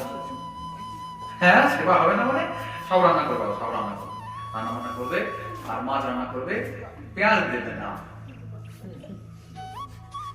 সব রান্না করবে, ভাতের হাঁড়িটা উনুনে বসিয়ে দেবে, বড়াতে। ঠিক না ভুল বলছি?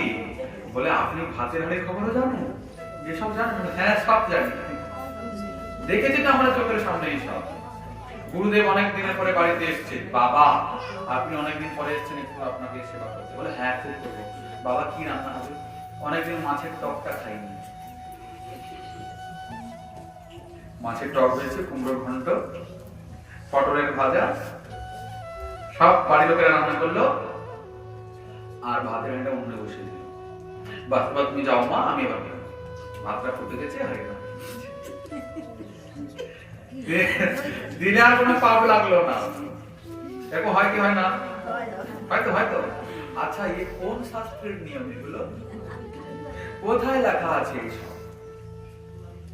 মানুষ কি করে বিপদগামী হয়ে পড়েছে?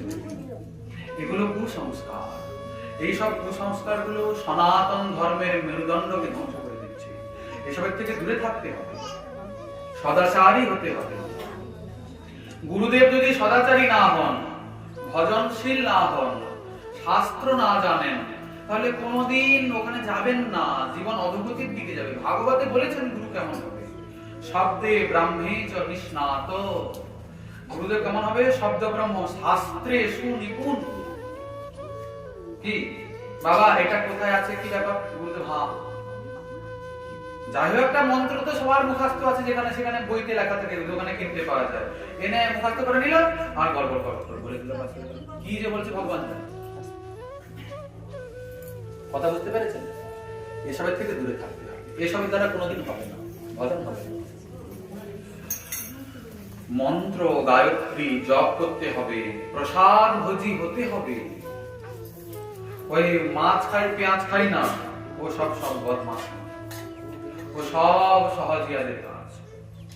এই সহজিয়া আউল বাউল কর্তা ভজা নেড়া নেড়ি এসব অপসম্প্রদায় রয়েছে, তারা এইসব রটাচ্ছে সমাজে। হ্যাঁ এ করলে হবে, সে করলে হবে। কাতলা মাছের বৈষ্ণব সেবা, বৈষ্ণব সেবা আমার ঘরে নিতে চাই। বৈষ্ণবরা এসছেন, বাবা কি আপনাদের সেবা করতে পারি? বলে বাবা অনেকদিন থেকে কাতলা মাছ খাইনি, কাতলা মাছ নিয়ে আসি। এখন বাড়ির লোক ভয় পড়ে গেছে, কেন? বলে কি বাবা বৈষ্ণব যদি অপ্রসন্ন হয়ে যায় তাহলে তো অপরাধ হবে। অপরাধ হবে কিনা? বৈষ্ণব অপ্রসন্ন হলে তাহলে বৈষ্ণব যেটাতে সুখী হয়, আনন্দ পায়, সেটাই করতে হবে। বৈষ্ণব যা বলেছে তাই হচ্ছে। এগুলো সব অপরাধ, শাস্ত্র সিদ্ধান্ত বহির্ভূত। মহাপ্রভু বলেছেন মর্যাদা লঙ্ঘন আমি সহিতে না পারি। মর্যাদা লঙ্ঘনে লোকে করে পরিহাস, ইহলোক পরলোক দুই লোক নাশ। শাস্ত্রে যে সিদ্ধান্ত রয়েছে, ভক্তের যে লক্ষণ রয়েছে, আচার আচরণ রয়েছে, গুরুদেবের যে আচার আচরণ শাস্ত্রে রয়েছে, আপনি আগে মিলিয়ে দেখবেন যে আমি যার চরণে আশ্রয় নিতে যাচ্ছি তার মধ্যে এই শাস্ত্রীয় গুণগুলা রয়েছে কিনা। তারপরে দেখবেন ওখানে দীক্ষা টিক্ষা নেবেন। দ্বিতীয় কথা, পরম্পরাটা ঠিক আছে কিনা, গুরু প্রণালী আছে কিনা, ওসব আগে দেখতে হয়। আমাদের সম্প্রদায়ে অনেক বিচার, গুরু প্রণালী, সিদ্ধ প্রণালী। প্রণালী কি জিনিস বাবা? হ্যাঁ, লোক বলে আমি গৌরীয় বৈষ্ণব কোনো প্রণালী নেই, জানি না কি জিনিস। গুরু পরম্পরাই নাই, সিদ্ধ প্রণালী নাই, কিচ্ছু নাই। এই সম্প্রদায়ের দীক্ষা দুবার হয়, একবার হরিনাম দীক্ষা হয়, তারপরে আবার মন্ত্র দীক্ষা হয়। হরিনাম দীক্ষা হবে, আবার মন্ত্র দীক্ষা হবে। 24টা মন্ত্র গায়ত্রী দীক্ষা হয়। প্রতিদিন জপ করতে হবে নিষ্ঠার সহিত, আসনে বসে। বলে ভাই, আমরা অনেক ভেবেছিলাম সোজা সোজা আছে, হয়তো আবার আসবো না, দরকার নেই, এত ঝঞ্ঝট মারি, আমার সংসারে থাকতে দেবে না, আমাকে তাড়িয়ে দেবে। মশাই, আপনি তো সংসারে থাকতে আসেননি। একটা লোক জিজ্ঞাসা করছে, বাবা আপনি বলুন তো যে কি করে সংসারের থেকে হরিভজন করা যাবে, সব ঠিক রেখে হরিভজনটা কি করবে সেটা বলুন। আরে মশাই, কি হলো কথা? আরে আপনি তো এসেছিলেন কৃষ্ণ ভজন করতে, সংসার মাঝখানে ঢুকলো কেন? কি কথাটা ভুল বলছি? আপনারা তো বলেন কৃষ্ণ ভজিবার করে সংসারে আইন। সংসারে এসছেন কৃষ্ণ ভজন করতে, এখন কৃষ্ণ ভজনটা কথা বলে পালিয়েছে, এখন সংসারটা আপনার কাছে মুক্ত করেছে। এখন বলছেন সংসারটা করে কৃষ্ণ ভজন কেমন হবে সেটা বলুন। তো ভারী মুশকিলের কথা হলো, দণ্ডের পাত্র হচ্ছেন কেন? সংসার চলুক তার নিজের নিয়মে, আপনার কাজ আপনি করুন নিজের নিয়মে। সংসারে চিরকাল ছিল, আজ আছে, কালকে থাকবে, কিন্তু আপনি চিরদিন সময় পাবেন না হরিভজন করতে। এরপরে আবার যে শরীর পাবেন সেই শরীরে হরিভজন হবে কিনা কি গ্যারান্টি আছে আপনার হাতে? আছে? তো পাবেন গ্যারান্টি দিতে? কেউ পাবে না। 24টা মন্ত্র গায়ত্রী, গৌর মন্ত্রে, পঞ্চতত্ত্বাত্মক শ্রীকৃষ্ণ চৈতন্য মহাপ্রভুর মন্ত্রে গায়ত্রীতে দীক্ষা হবে। সসখী যুগল কিশোরের মন্ত্র গায়ত্রীতে দীক্ষা হবে। নবদ্বীপ বৃন্দাবন দুটি ধামের ভজন, দুটি লীলার ভজন, এসব আগে বুঝতে হবে, তারপরে যে দীক্ষা শিক্ষার ব্যাপার আছে। দীক্ষা নিয়ে 50 বছর হয়ে গেছে, এখনো দীক্ষার দ বুঝিনি, ভজনের ভ বুঝিনি, হরে কৃষ্ণ মুখ থেকে উচ্চারণ হয় না, গুরুদেবের নামই জানা হয়নি, গুরুদেবের বাড়ি কথা সেটাও জানি না, গুরুদেব আদৌ এখন এই জগতে আছেন কিনা শ্বশুরে তাও জানি না। সেই যে কান ফুঁকিয়ে এসেছিলাম, আমার কাকু গেছিল, বললো কাকু বাবুরে যেখানে নিয়ে নে আমাদের গুরুদেব, কান ফুঁকিয়ে দিয়েছি। গুরুদেব ঠিকই দেখা নাই আর আমার কিন্তু নেই। এখন পরিস্থিতি হয়েছে এইরকম, এইসবে কোনোদিন ভজন জীবন তৈরি হবে না। सद्गुरु पावे भेद बतावे, ज्ञान करे उपदेश, तब कैला की मैला छूटे, जब आंख करे परवेश। জীবনে সদ্গুরু আশ্রয় হলে পরিবর্তন হবেই হবে, এটাতে কোনো সন্দেহ নেই। দীক্ষা আপনি হাজার নিচ্ছেন, কিন্তু যদি সদ্গুরু না হয়, যেমন উদাহরণ দিচ্ছেন এখানে, কয়লা দেখেছেন? যদি আপনি সাবান আর স্প্রাইট না কি বলে যে ওগুলো না দিন রাত ঘষেন কয়লাকে, তাহলে কয়লা কোনোদিন চকচকে হবে কি? পরিষ্কার ওখানে থেকে সাদা চন্দনের মতন জল বেরোবে? কি হবে? কয়লা ঘষে ঘষে শেষ হয়ে যাবে, কিন্তু কালো বেরোনো বন্ধ হবে না। হবে? কালো বেরোনো বন্ধ হবে? কয়লা তো ভিতর বাইরে পুরোটাই কালো। বলে কয়লাকে সাদা করবো কি করে? বলছেন তব কয়লা কি ময়লা ছুটে, জব আঁখ করে প্রবেশ। আগুন দিয়ে ওকে জ্বালালে কয়লা পুড়ে গিয়ে সাদা ছাই হয়ে যাবে, হয় না? বলে ঠিক তেমনই সদ্গুরু পাবে ভেদ বাতাবে। যদি সদ্গুরু হয়, সদ্গুরু রূপী অগ্নি হৃদয় অন্ধকারকে পরিষ্কার করবে। সদ্গুরু পাবে ভেদ বাতাবে। কিসের ভেদ? জড় চেতনের ভেদ, হ্যাঁ, নিত্য অনিত্যের ভেদ, বাস্তব অবাস্তবের ভেদ, চেতন অচেতনের ভেদ গুরুদেব জানেন। গুকার অন্ধকারশ্চ রকারত নিরোধক। গুরু মানে কি? গুকারে অন্ধকার, এই অন্ধকার থেকে, কিসের অন্ধকার? অজ্ঞানের অন্ধকার। এই অজ্ঞানের অন্ধকার থেকে যিনি জ্ঞানের আলোক দেখান, তিনি হলেন সদ্গুরু। যেমন মহাপ্রভু কি বলেছেন, কিভাবে প্রতিবানে আসি? শূদ্র জ্ঞানে নয়, যেই কৃষ্ণ তত্ত্ববেত্তা সেই গুরু হয়। যিনি কৃষ্ণ তত্ত্ববেত্তা তিনি প্রকৃত সদ্গুরু। আর যিনি প্রকৃত কৃষ্ণ তত্ত্ববেত্তা, উনি কখনো মাছ পেঁয়াজ করতে পারবেন না, উনি কখনো বিড়ি সিগারেট দোক্তা পান করতে পারবেন না। আপনারা লিখে রাখবেন, যেখানে যেখানে সব গন্ডগোল দেখেন মনে করবেন না এর মধ্যে গন্ডগোল আছে, ইনি যোগ্য নন গুরুর মধ্যে কোনো শাস্ত্র বিরুদ্ধ কর্ম থাকবে না। গুরুর মধ্যে কোন রকমের শাস্ত্রে যেসব কথা লেখা নেই ওরকম আচরণ দেখা যাবে না। দেখিয়া শুনিয়া ভজ সাধু শাস্ত্র মত যজ। দেখে শুনে ভজন করুন বাবু, সময় আছে। অন্ধ হয়ে পথ চলবেন না। দেখে শুনে সদ্গুরু চরণ আশ্রয় করার পরেও যদি পড়ে যাই তাহলেও দুঃখ নাই, কারণ জীবনে সদ্গুরু তো আশ্রয় করেছি, নিজের অপরাধে না হয় একটু অপরাধ দণ্ড পাচ্ছি, কিন্তু জীবনে যদি কোন রকম এরকম অসৎগুরু চরণ আশ্রয় হয়ে যায় জীবনটা কাঁদতে কাঁদতে কেটে যাবে, কিন্তু লাভ কিছু হবে না। আবার অনেকের ভুল ধারণা আছে অনেক রকম। কি ধরুন আপনি আগে বোঝেননি বলে যেখানে সেখানে কান ঢুকিয়ে নিয়েছেন, এখন ধরুন সাধু সঙ্গে আপনি সত্যটা উপলব্ধি করতে পারছেন, শাস্ত্রে কি লেখাতে বুঝতে পারছেন, নিজেও পড়ছেন, তারপরে না হয় আপনি একজন প্রকৃত সৎগুরু চরণ আশ্রয় করলেন। লোকে বলবে কি, ও বাবা এ তো গুরু মেরে গুরু ধরছে গো, এ তো নরকে যাবে, মহাপাপ, গুরু ছেড়ে গুরু ধরতে নেই। লোকে বলে কিনা এরকম? শাস্ত্রে কিন্তু এরকম নিয়ম নেই, শাস্ত্রে রয়েছে অন্য নিয়ম। অবৈষ্ণবপদিষ্টেন মন্ত্রেণ নিরয়ং ব্রজেৎ পুনশ্চ বিধিনা সম্যক গ্রাহয়েৎ বৈষ্ণবাদ গুরু। হ্যাঁ, যদি কখনো কোন রকমের এরকম অবাঞ্ছিত লোকের চরণে আশ্রয় হয়ে গেছে তাহলে পুনরায় বিধির সহিত শাস্ত্রীয় মর্যাদা সম্পন্ন সৎ বৈষ্ণব গুরুর চরণ আশ্রয় করুন। শাস্ত্রে লেখা রয়েছে, কোনো ভয় নেই। আবার এই কথাও লেখা রয়েছে, বোধ কলুষিতস্তেন দৌরাত্ম প্রকটীকৃতম গুরর্বেণ পরিত্যক্তস্তেন ত্যক্ত পুরাহরি। যদি কেউ সদ্গুরুকে ত্যাগ করে কোনো কিছুর কারণে, হরিও তাকে ত্যাগ করে দেন। যদি কেউ উপযুক্ত কৃষ্ণ তত্ত্ববেত্তা সদ্গুরুকে ত্যাগ করে তাহলে হরিও ত্যাগ করে দেন। সদ্গুরু মিলবে তো। এই জন্য গুরুকরণ নিয়ে বেশি মাতামাতি নয়, আগে বুঝুন, সাধু সঙ্গ করুন, নিজেও গ্রন্থ অনুশীলন করুন, দীক্ষা তো নিতেই হবে, কৃষ্ণ ভজন করতেই হবে, ঘাড় ধরে হলে। না হলে কি মনে করছেন, না করলে কোথায় যাবেন? পালাবার পথ নেই, জম আছে পিছে।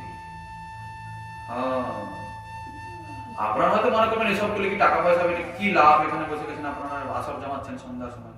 ও যে যা মনে করবেন করুন, কৃষ্ণ ভজন ছাড়া গতি নেই।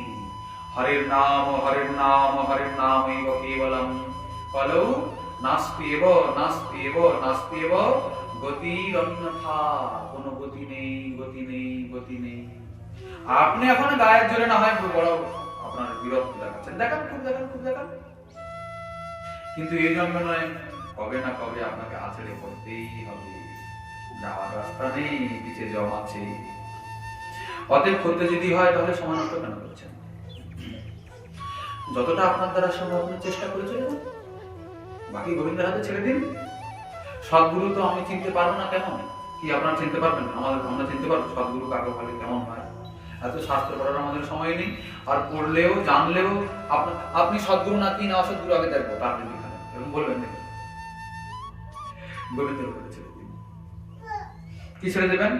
ঠাকুর আমি তো তোমাকে দেখেছি, লক্ষ্য করেছি, সাধুমুখে তোমার কথা শুনেছি, তোমাকে বসতে হয় শুনেছি, তোমাকে ভজন করতে হলে নাকি সদ্গুরু চরণ আশ্রয় হতে হবে, কিন্তু আমি কিবা জানবো কে সদ্গুরু?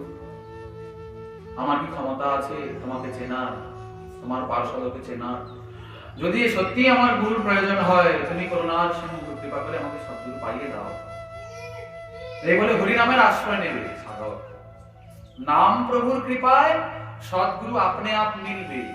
হয় সদ্গুরু নিজে তার কাছে আসবে, না হয় কোনো কারণে কোনো ব্যাপারে সে নিজে সদ্গুরুর কাছে পৌঁছে যাবে, কোনো চিন্তা করতে হবে না। এটাই পদ্ধতি। তবে ভজন করার ইচ্ছা নিয়ে করবেন, লোক দেখানোর জন্য, লোক ঠকানোর জন্য গুরুচরণ আশ্রয় নয়। কি বুঝেছেন? গোবিন্দকে লাভ করব, মানব জন্মকে সার্থক করব, এই উদ্দেশ্যটা হৃদয়ে থাকা চাই, প্রয়োজন বোধ থাকা চাই, তবে গিয়ে তো সদ্গুরু মিলবে। গোবিন্দ আপনার অন্তরটা বুঝে গুরু পাঠাবেন। আর কি, সদ্গুরুকে আলাদা কেউ নয়, মানুষ টানুষ নয়, গুরুকে জীবের নিস্তার লাগি নন্দ সুত হরি ভুবনে প্রকাশন গুরু রূপ ধরি। গুরু কোন আলাদা কেউ নয়, শ্রী ভগবানের করুণা শক্তির আবেশ অবতার। গুরু রূপে কৃষ্ণ কৃপা করেন ভক্তগণে। গুরু রূপ ধারণ করে গোবিন্দই কৃপা করছেন। এই জন্য মহাজন সাবধান করে দিয়েছেন, গুরুকে মনুষ্য জ্ঞান না করো কখনো, গুরু নিন্দা কবু কর্ণে না করো শ্রবণ। গুরু মানে কি? দীক্ষা গুরু, শিক্ষা গুরু, বর্তমদেশ গুরু, সব গুরুর কথা বলা হচ্ছে। গুরুকে মনুষ্য জ্ঞান করবো না। পদ্মপুরাণ বলেছেন কি? গুরুসু নরমতি। গুরুকে মনুষ্য জ্ঞান করলেই তো ওনার আচার আচরণের বিচার আছে। হ্যাঁ, উনি কথা বললেন, উনি এটা করলেন, কেন করলেন? খারাপ করলেন, ভালো করলেন, খারাপ বললেন, ভালো বললেন, এসব চিন্তা ভাবনা আসবে। তখন কি হলো? গুরুচরণ অপরাধ হলে যশ সেবা নারকী, সব নরক গতি তার নিশ্চিত। গুরু নিন্দুকের মুখ কভু না হেরিবে, যথা হয় গুরু নিন্দা তথা না যাইবে। গুরু নিন্দা যে করে তার মুখ কখনো দেখবো না। যেখানে গুরু নিন্দা হয় সেখানে যাব না। গুরুর বিক্রিয়া যদি দেখো কখনো, তথাপি অবজ্ঞা নাহি কর কদাচিৎ। গুরু তো মনুষ্য লীলা করছেন, হয়তো কখনো মনুষ্য ভিত্তিক কোনো আচার আচরণ দেখা গেছে আমার চোখে খারাপ লেগেছে, তবু যেন বিচার বিশ্লেষণ না করি, অপরাধ হবে। গুরুচরণে আশ্রয় কেমন নেব? না সত্য জ্ঞানে, গুরু বাক্যে যাহার বিশ্বাস, অবশ্য তাহার হয় ব্রজ ভূমে বাস।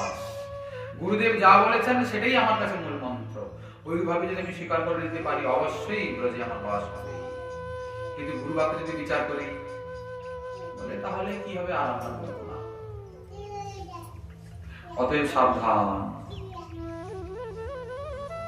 গুরুচরণ তো আশ্রয় করবেন, কিন্তু গুরুদেবের মর্যাদা রক্ষা করতে পারবেন কিনা সেই বিষয়ে একটু জানে রাখার দরকার আছে। কি বুঝেছেন? যদ্যপি আমার গুরু শনিবারে যায়, তথাপি আমার গুরু নিত্যানন্দ রায়। শনিবারে মানে বেশ্যালয়। আমার গুরুদেব যদি বেশ্যালয়ে যান, তবু আমার গুরু নিত্যানন্দ রায়। আচ্ছা, গুরুদেব কখনো বেশ্যালয়ে যাবেন কি? তাহলে সৎগুরু কি? গুরু কখনো বেশ্যালয়ে যাবেন না, কিন্তু গুরুতে আপনার এরকম নিষ্ঠা থাকা চাই। যদি কখনো এরকম পরিস্থিতি আসে, তবু আমার গুরু তো গুরুই। ওনাকে যখন গুরু আসনে বসিয়েছি, ওনাকে যখন হৃদয় মন্দিরে শ্রেষ্ঠ দেবতা রূপে, আরাধ্য দেব রূপে স্থান দিয়েছি, তাহলে আরাধ্য দেবী যেন তিনি থাকেন, ওখান থেকে যেন কোনো কিছুর কারণ ওনাকে সরিয়ে না দেই, তাহলে আমার রাস্তা বন্ধ হয়ে গেল। জন্মান্তরের কখনো রাস্তা খুঁজে পাবো কিনা তাতেও সমস্যা। আরাধ্য দেব কে? গোবিন্দ নয়, গুরুদেব। গুরু গোবিন্দ দৌখাড়ে কাকো লাগু পায়। গুরু আর গোবিন্দ দুজন দাঁড়িয়ে আছেন একসঙ্গে। আগে কার চরণ ধরবো? মহাজন বলছেন, বলি হারি যাই গুরু আপকে, যিনি গোবিন্দ দিয়ে দিখায়। হে গুরুদেব করুণার সিন্ধু, কি বলে আপনার ধন্যবাদ করব? আমি আপনার বলি হারি যাই, বলি হারি যাই, বলি হারি যাই। আমি তো গোবিন্দকে জানতাম না, আমি তো চিনতাম না, তার কেমন সেবা করতে হয়, কি প্রকারে তিনি প্রসন্ন হন, আমি তো কিছুই জানতাম না। আপনি কৃপা করে আমাকে গোবিন্দকে জানিয়ে দিয়েছেন, চিনিয়ে দিয়েছেন, সেবা শিখিয়ে দিয়েছেন। আপনার চরণে কোটি কোটি কোটি কোটি প্রণতি দণ্ডবত। আপনি সর্বদা আমার মস্তকের উপরে আপনার বরদ হস্ত স্থাপন করে রাখুন। আমি তো অতি বালক, আমি মূঢ়মতি, আমার দ্বারা তো অপরাধ হবেই, আমি তো আপনাকে নরবুদ্ধি করবই, কিন্তু আপনি তো করুণার সিন্ধু, আপনি তো দয়ার সাগর, দিনের বন্ধু। আপনি যেন কৃপা করে আমার মস্তকের উপর থেকে আপনার করুণার দৃষ্টিপাত না সরিয়ে নেন। কি গুরুদেব বোঝেন না? গুরুদেব তো অন্তর্যামী। শিক্ষা গুরুকে তো জানি কৃষ্ণের স্বরূপ, অন্তর্যামী ভক্ত শ্রেষ্ঠ হন দুই রূপ।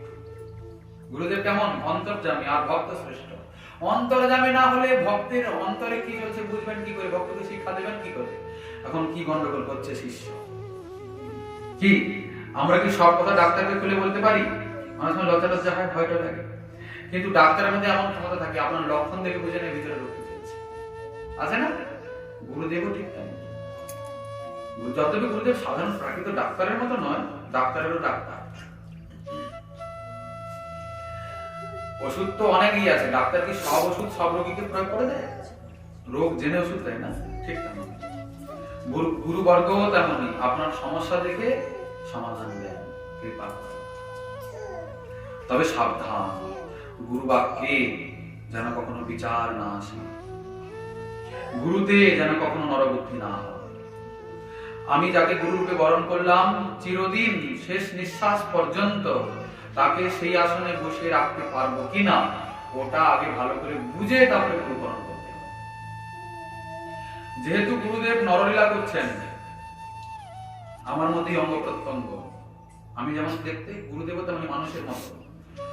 তো নরলীলা করছেন যখন, পরে হয়তো গুরুদেবের মধ্যে নরবৎ কোনো আচার আচরণ দেখা দিলেও যেতে পারে, তাতে সেটা আমার খারাপ লাগতে পারে। তখন যদি গুরুদেবের প্রতি আমার অশ্রদ্ধা হয়ে যায়, তাহলে কিন্তু উপায় নাই। অতএব গুরুকরণ করতে হবে, তবে দীর্ঘদিনের পরে সাধু সঙ্গ করুন, খুব সাধু সঙ্গ করুন। যাকে আপনি গুরু করবেন বলে মনে করছেন, তার সঙ্গে দীর্ঘদিন সঙ্গ করুন, তার কথা শুনুন, তাকে পরীক্ষা করুন। শাস্ত্রে যেসব কথাগুলো লেখা আছে গুরুদেবের লক্ষণ, তার সঙ্গে মিলছে কিনা সেগুলো দেখুন। উনাকে চিরদিন শ্রদ্ধা করতে পারবেন কিনা, ভগবানের আসনে ওনাকে বসাতে পারবেন কিনা, ওটা আগে দেখুন ভালো করে, তারপরে ওনার চরণে আশ্রয় নেবেন। গুরুদেব আপনাকে পরীক্ষা করবে আপনি ওনার উপযুক্ত শিষ্য কিনা। কি বুঝেছেন? বিচার বিশ্লেষণ অনেক আছে। সাধু সঙ্গ না হওয়ার কারণে আমরা বিচার বিশ্লেষণ শূন্য হয়ে অপদ কুপদকে ধারণ করেছি। ওই জন্য জীবনে কোনো পরিবর্তন নেই। এই তো দীক্ষা নিয়েছেন কত যুগ আগে, তো বলছেন আমরা 4টা একাদশী করি, কেউ তো করেই না। ও সব বলে তো হবে না। একাদশীর ব্রত কি? একাদশী ব্রত কটা হয়? 24টা। আমাদের তো একাদশী ব্রত করি না, আমাদের তো বছরে 30-32টা ব্রত করতে হয়। বলে 30-32?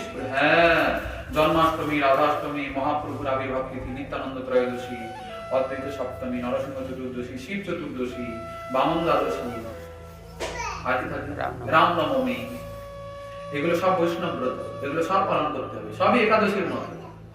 উচিত তো নির্জলা করা, কিন্তু যারা নির্জলা করতে পারবে না তাদের জন্য অনেক অনুকল্পের বিধান রয়েছে। অনুকল্প নেই, কিন্তু ব্রত করতেই হবে। এইবারে ব্রত কবে হচ্ছে? বুধবার। আজকে কি বার? সোমবার। কালকে মঙ্গল, আগামী পরশুই ব্রত। আপনারা অনেক পঞ্জিকায় দেখতে পাবেন আগামী কালই ব্রতের কথা আছে, কিন্তু কালকে রয়েছে দশমী বিদ্ধা। দশমী তিথি, একাদশী তিথিতে বিদ্ধা মানে একটু তার স্পর্শ, 7টা কত মিনিট পর্যন্ত দশমী রয়েছে। দশমী বিদ্ধা থাকলে ওই দিন ব্রত করা যাবে না, দ্বাদশীর দিন ব্রত করতে হবে। এটা গোস্বামী সিদ্ধান্ত, এই চৈতন্য চরিতামৃতেও লেখা আছে। হ্যাঁ, অনেকে মাতামাতি করে, হ্যাঁ আমরা তো পূর্বপুরুষ থেকে করি, এ থেকে করি, তা পূর্বপুরুষের কোনো মতলব নেই এখানে সিদ্ধান্ত নিয়ে মতলব।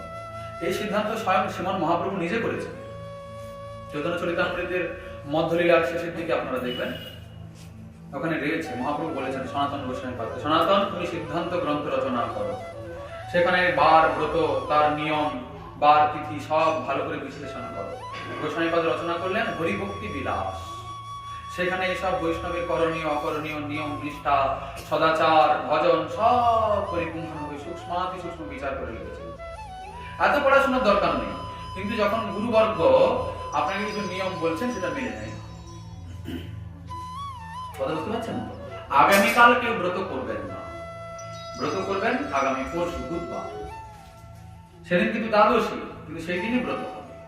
আগামীকাল এই দশমী তিথি বিদ্ধা আছে একাদশীতে, সেদিন ব্রত করলে কষ্ট খালি করলেন, কিন্তু ব্রতের কোনো ফল পাবেন না। এই হচ্ছে কথা। তো আজকের ওই কথা রাখা হলো এখানেই বিশ্রাম। যদি শ্রীমন মহাপ্রভুর কৃপা হয় আবার আগামীকাল রইল আস্বাদনের।